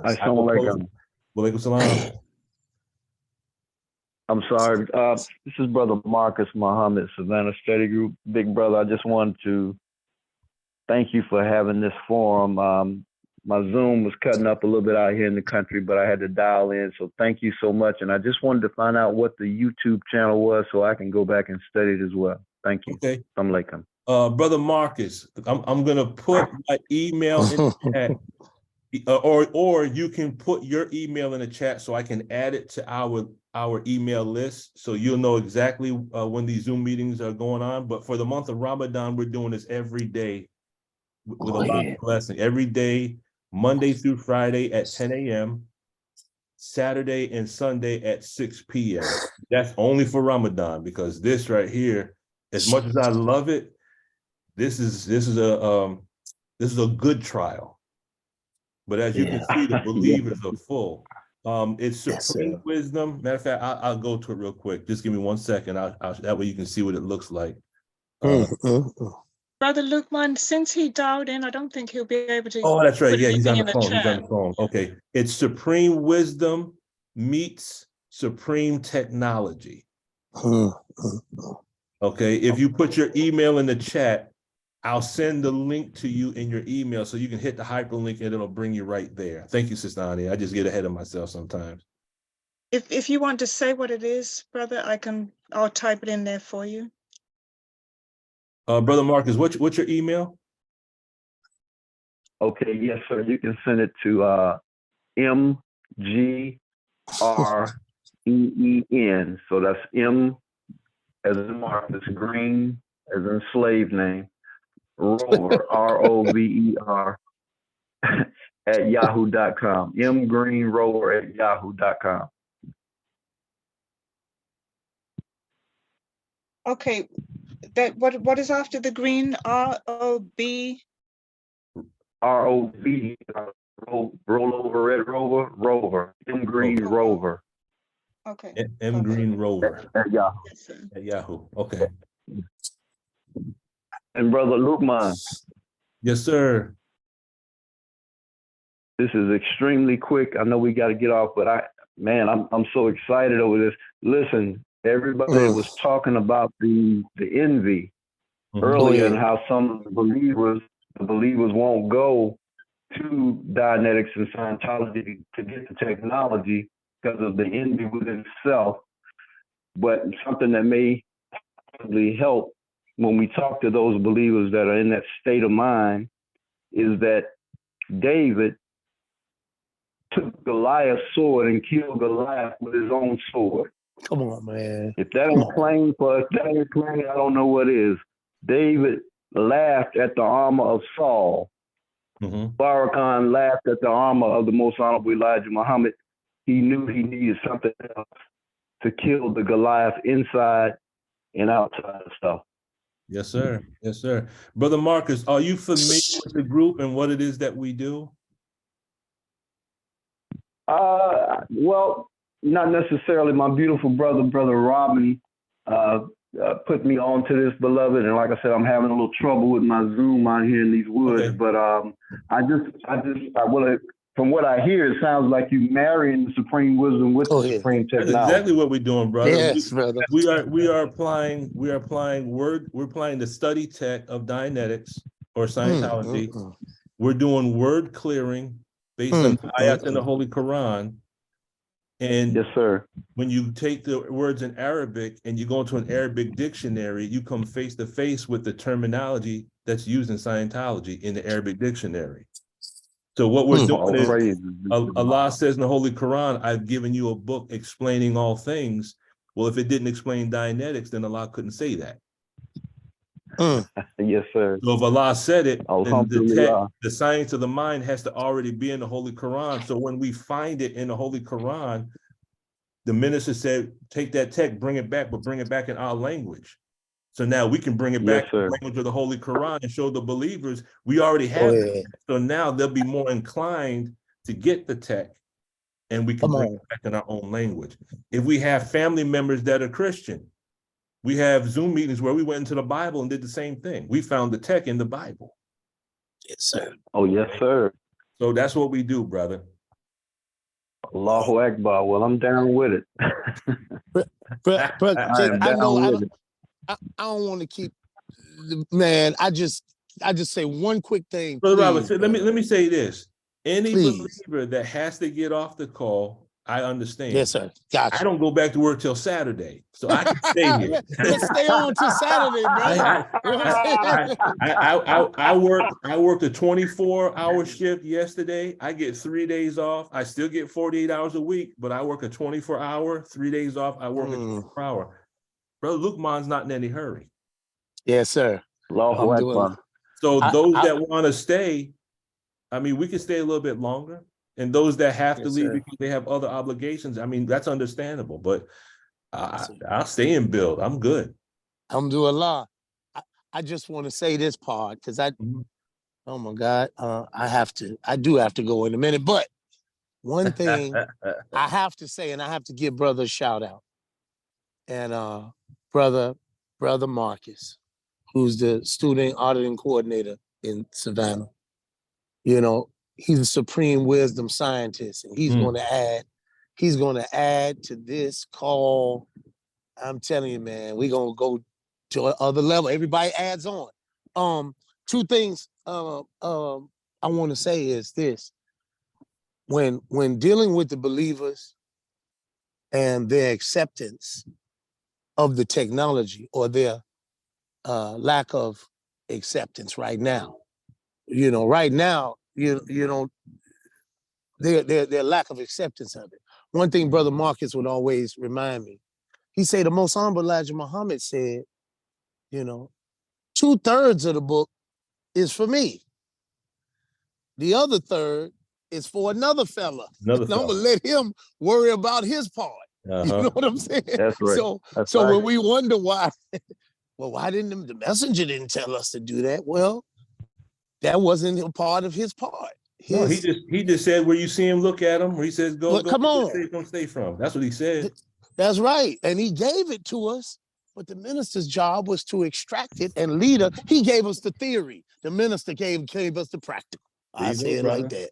So there you go. Come on, man. Yeah, man. And man, I can't say enough about this, man. This is literally, I'll just say this too, man, and I'm done, man. Look, I feel like when we're talking, if you would just go down your time track now, so when you first walked through the doors of the mosque and you heard the teaching and you were so fired up that you just couldn't stay still, and that same feeling and emotion, contact that emotion right now. That's what I'm feeling right now.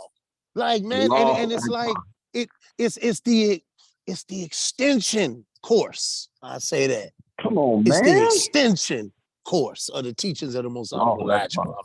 So anyway, man, I'm so fired up, man. Lord have mercy. All right. Wow. Wa alaikum salam. So Brother Marcus, I mean, if you have any questions, we can handle them real quick before we go, but I mean, the floor is open since you're new to the group. If you have any questions? No, not at this time, big brother. Okay. Just, you All know, but yeah, I'm just honored to be on. And I don't know if you remember, Brother Robin kind of connected us. It's probably been maybe a year and a half or 2 years ago. It's been a little minute, but yes, sir, I'm with you, big brother. Okay, yes, sir. I think it was around, what, January, February of last year? That sounds about right. That sounds about right. We were on a three-way call for a couple of days. And we're You getting and- into you, the, myself, and Brother Robin. we're getting into the lessons. Yes, sir, without a doubt. As a matter of fact, you know, marrying the supreme wisdom with the supreme technology, I think it's lesson 2, question and answer number 28, when he's given the rules, laws, and regulations that Yakub had on the island of Pelon or Patmos. Yes, sir. You know what I'm talking about? Yes, sir. There's a Zoom meeting we did where we said that Patmos represented the aberrated mind, and the four laborers are within ourselves. We did a whole Zoom meeting on that. Oh, wow. Well, I was just going to pick up on the language. Go ahead, brother. In part of that answer, because you see, and those are the words of the minister. He said to marry the supreme wisdom with the supreme technology. In that particular lesson, in the answer, it says that Yakub was desirous that all of his laborers marry by the age of 16. Mm-hmm. But what I'm saying, I guess, is that the language that the minister used and the language in that particular answer is, he didn't say he wanted us to put the supreme wisdom with the supreme technology. He said he wanted us to marry. So the minister is the modern day Yakub that is desirous that we marry these two entities by the age of 16. Now, I never heard Master Father Muhammad say married by 16. Elijah Muhammad never said married by 16. Did you ever hear that? Mm-mm. Brother Luke Mine? No, sir. I've never heard that. Okay, and Honorable Louis Farrakhan, I never heard him say married by the age of 16. Is that right? That's right. So then, if we are to put these lessons in the past, present, and future being perfect tense, what is the present time understanding of marrying by the age of 16? May I suggest that? Oh, go ahead, brother. I'm all ears, brother. I'll wait till you get done. Oh, okay. No, I was just thinking on that, and what I came up with, not this is correct, but this is what I came up with. So he gave us the supreme, or he introduced the supreme technology, Dianetics, to us in August of 2010. I was at the conference. Is that the right year, 2010? 2010 sounds like when I think it was the laborers were first introduced, correct? Correct. In August 2010 in Rosemont, I was there. Okay, yes, sir. I can remember because I was born in August. But anyway, 2010 is when he introduced it to the laborers, the supreme technology. Okay. Now, this Yakub is desirous that we marry by the age of 16. But what I'm talking about is marriage. You with me, brother? Check it out. So 2010, he said that the enemy was coming to arrest him in 2000. He said it was coming to arrest him at age 90, correct? Wow. So if you're coming to arrest him at age 90, that's going to be this year, 2023, correct? Yes, sir. Go ahead, brother. Drop the numbers. You'll be 90 this year. So if he said they're coming to arrest him at 90, that means 2023. Then he said he's going to be gone for how many years? 3 years, brother.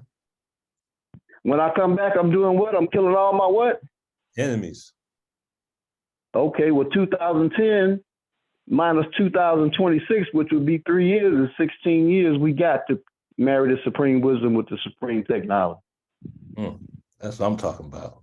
Because so he gave it to us, and it's like only a few of us reacted, heard it, responded, went and got the teachers, went and got the Dianetics, went and got certified, and everybody else sitting around looking dead.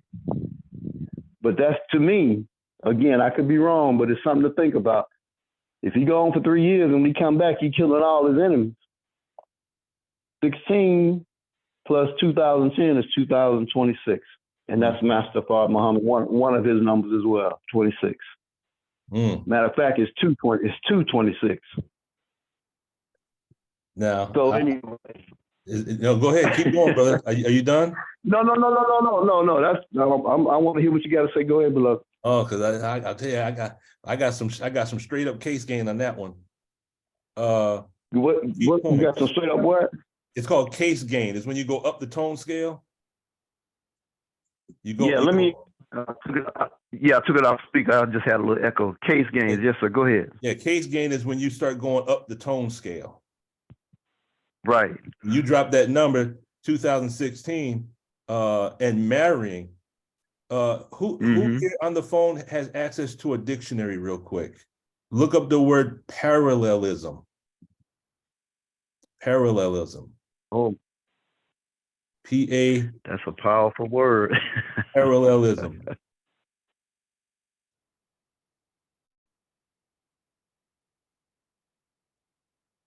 And while they're looking that up, 226 is an important year because 60 years not to exceed 70 from the time that the minister stood up. When you look at when the minister came in 1955, that brought us to 2015 justice or else, correct? Yes, sir. Not to exceed 70. Wait, give that man again, Brother Luke. Go ahead. Okay. The judgment would come 60 years, not to exceed 70 from the raising yes, Warner. Okay. So if we look at the minister in 1955, 60 years brings us to 2015. That's justice or else. 70 years, not to exceed 70 is 2025. Yes, sir. So now we have 2025. My God. And now you came up with the number 2026 gives us the next year. Now, when you look at our Savior has arrived, and we've covered this before in the group, the Most High Elijah Muhammad said that 1,380 years after the death of the prophet, up to 1,400 years after the death of the prophet is when the judgment would begin. So if he passed 632 and you add 1,380 years that you come to the year 2012, that was the first time that the tech was offered on a large scale from Mas Mariam. And what does the messenger say in Our Savior Has Arrived? We would be in a 20-year period where our minds would be made clean. Well, what tech makes your mind clean? That's Dianetics. Yes, indeed. All this math is harmonizing. Did anyone find parallelism? I've got the state of being parallel or of corresponding in some way. Then there's a sub definition, and I think it's applicable, and that is parallelism suggests a connection of meaning through an echo of form. Okay, now he said marry the supreme wisdom. In Arabic, the word marry is zawj. And the Arabic word zawj means parallelism. I have an old dictionary I can read from. Go ahead, Sister Ania. Okay, it says, like brother said, the quality or state of being parallel. And then it says resemblance, correspondence, recurrent syntactical similarities introduced for rhetorical effect, a theory that mind and matter accompany one another, but are not causally related. And number 5, the development of similar new characters by two or more related organisms in response to similarity of environment. Now, Brother Robin dropped the jewel on us a couple days ago where he said this, our flag is a red star because the sun is a star, right? Correct. Right. And the symbol for the Sea Org is a blue star. We got two stars that join together, and that happens every 50,000 years. Is that how you dropped it, Brother Rob? Is Brother Robin still with us, or did he drop? Oh, he dropped off. I think that he's was the gone. Jew that Brother Robin dropped. The Sea Org in the Sea Org's flag is Allahu a Akbar. star. Yes. Our flag is a red star. Yes, sir. Oh, I'm loving this, brother. Brother Imani, and then Sister Deborah, and then we will land this plane. Yes, sir. This is just maybe superfluous information. However, when our brother, when you share information with the brother, he said, "I'm down with that." Mhm. I'm always looking for an opposite language that suggests positive terms or is offered in positive terms. And I referred to what the Most Honorable Elijah Muhammad shared with his minister, and that was when he was asked, "How do you know that that man is God?" He said, "Because he made me all up into himself." So whenever I hear a bit of truth coming from anyone, I say to myself, well, I'm up with that. I'm all up in that. Allahu Akbar. Thank you, brother. I'm all up in it. Well, let me look. I'm snapping my fingers. So look, cancel. So, thank you for that Thank you for that correction, brother. Thank you so much. Yes, sir. All praise due to Allah. Okay. All praises are due to Allah. Let's go with Sister Deborah, and then we'll go ahead and close it out. Oh, yes, sir. I just wanted to read one more example of parallelism. Okay, It yes, ma'am. says, Yes, ma'am. parallelism means a parallel construction in which similar or repeated words, phrases, clauses, or sentences structure appear. The common saying, easy come, easy go, is an example of parallelism. And in Arabic, that's called marriage. That's called zawj. Brother Marcus, do you remember the specific lecture where the minister said, marry the supreme wisdom with the supreme tech? I do not, but I wouldn't be surprised if it was oh God, I'm gonna look at my DVD right now. It may be in, oh God, just because I'm on this phone, it won't come to me. Come on to me. I think it's in the DVD, Brother Lukeman, where he was the most, at the third day of the conference at Rosemont, put on the new man. It could be in there. Okay. But I'm not 100%. Put on the new man. Check that out. Okay, because I've been trying to find the actual fact of where he actually said that. Oh, he definitely said it, but I think it's in Put on the New Man. And now we know, now we have an idea, we have a better idea of what Mary is. Go ahead, Brother Marcus, I'm sorry. This is real quick. What was the lecture where he kept telling us, no matter what it looks like, he would not be dead? What was the title of that lecture? Oh man, I can't remember, but I do remember. I God. remember that, but I don't got the specifics. Okay, well, I just wanted to make the point that, man, that thing was 5 hours long. He was sitting down at Mosque Mariam. Okay. Oh, man. Anyways, I believe that was given on February 28th, and that Supreme Wisdom lesson I just referred to was in lesson 2, number 28. Just wanted to, make that point. 28, gotta study that one. Last piece I saw in that name, what, Marcus Green?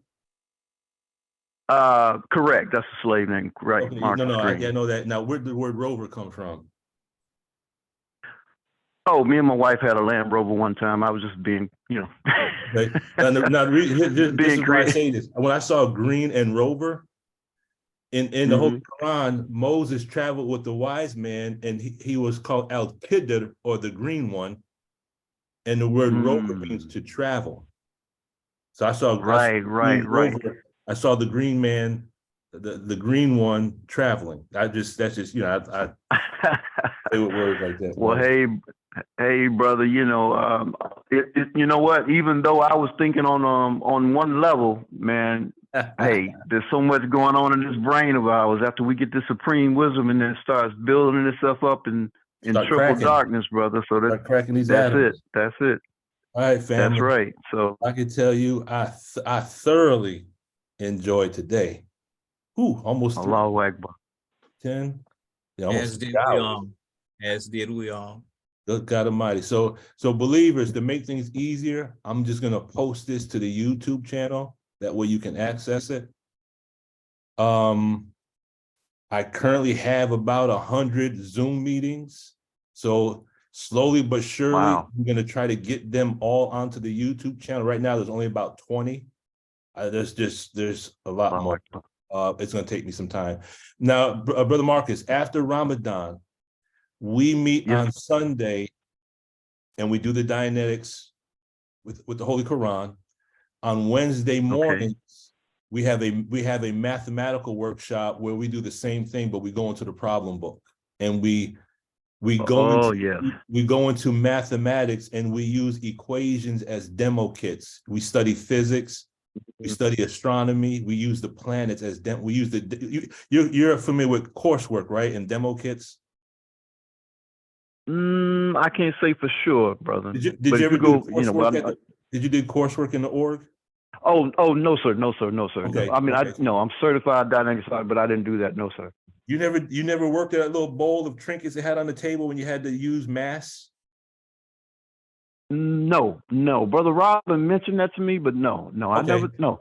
I don't. Well, you know what? I don't remember doing that, but if they don't give that to you when you're, you know, when you're coming in book one and becoming an auditor, the way the minister wanted us to, if they didn't give it to us, then I haven't done it.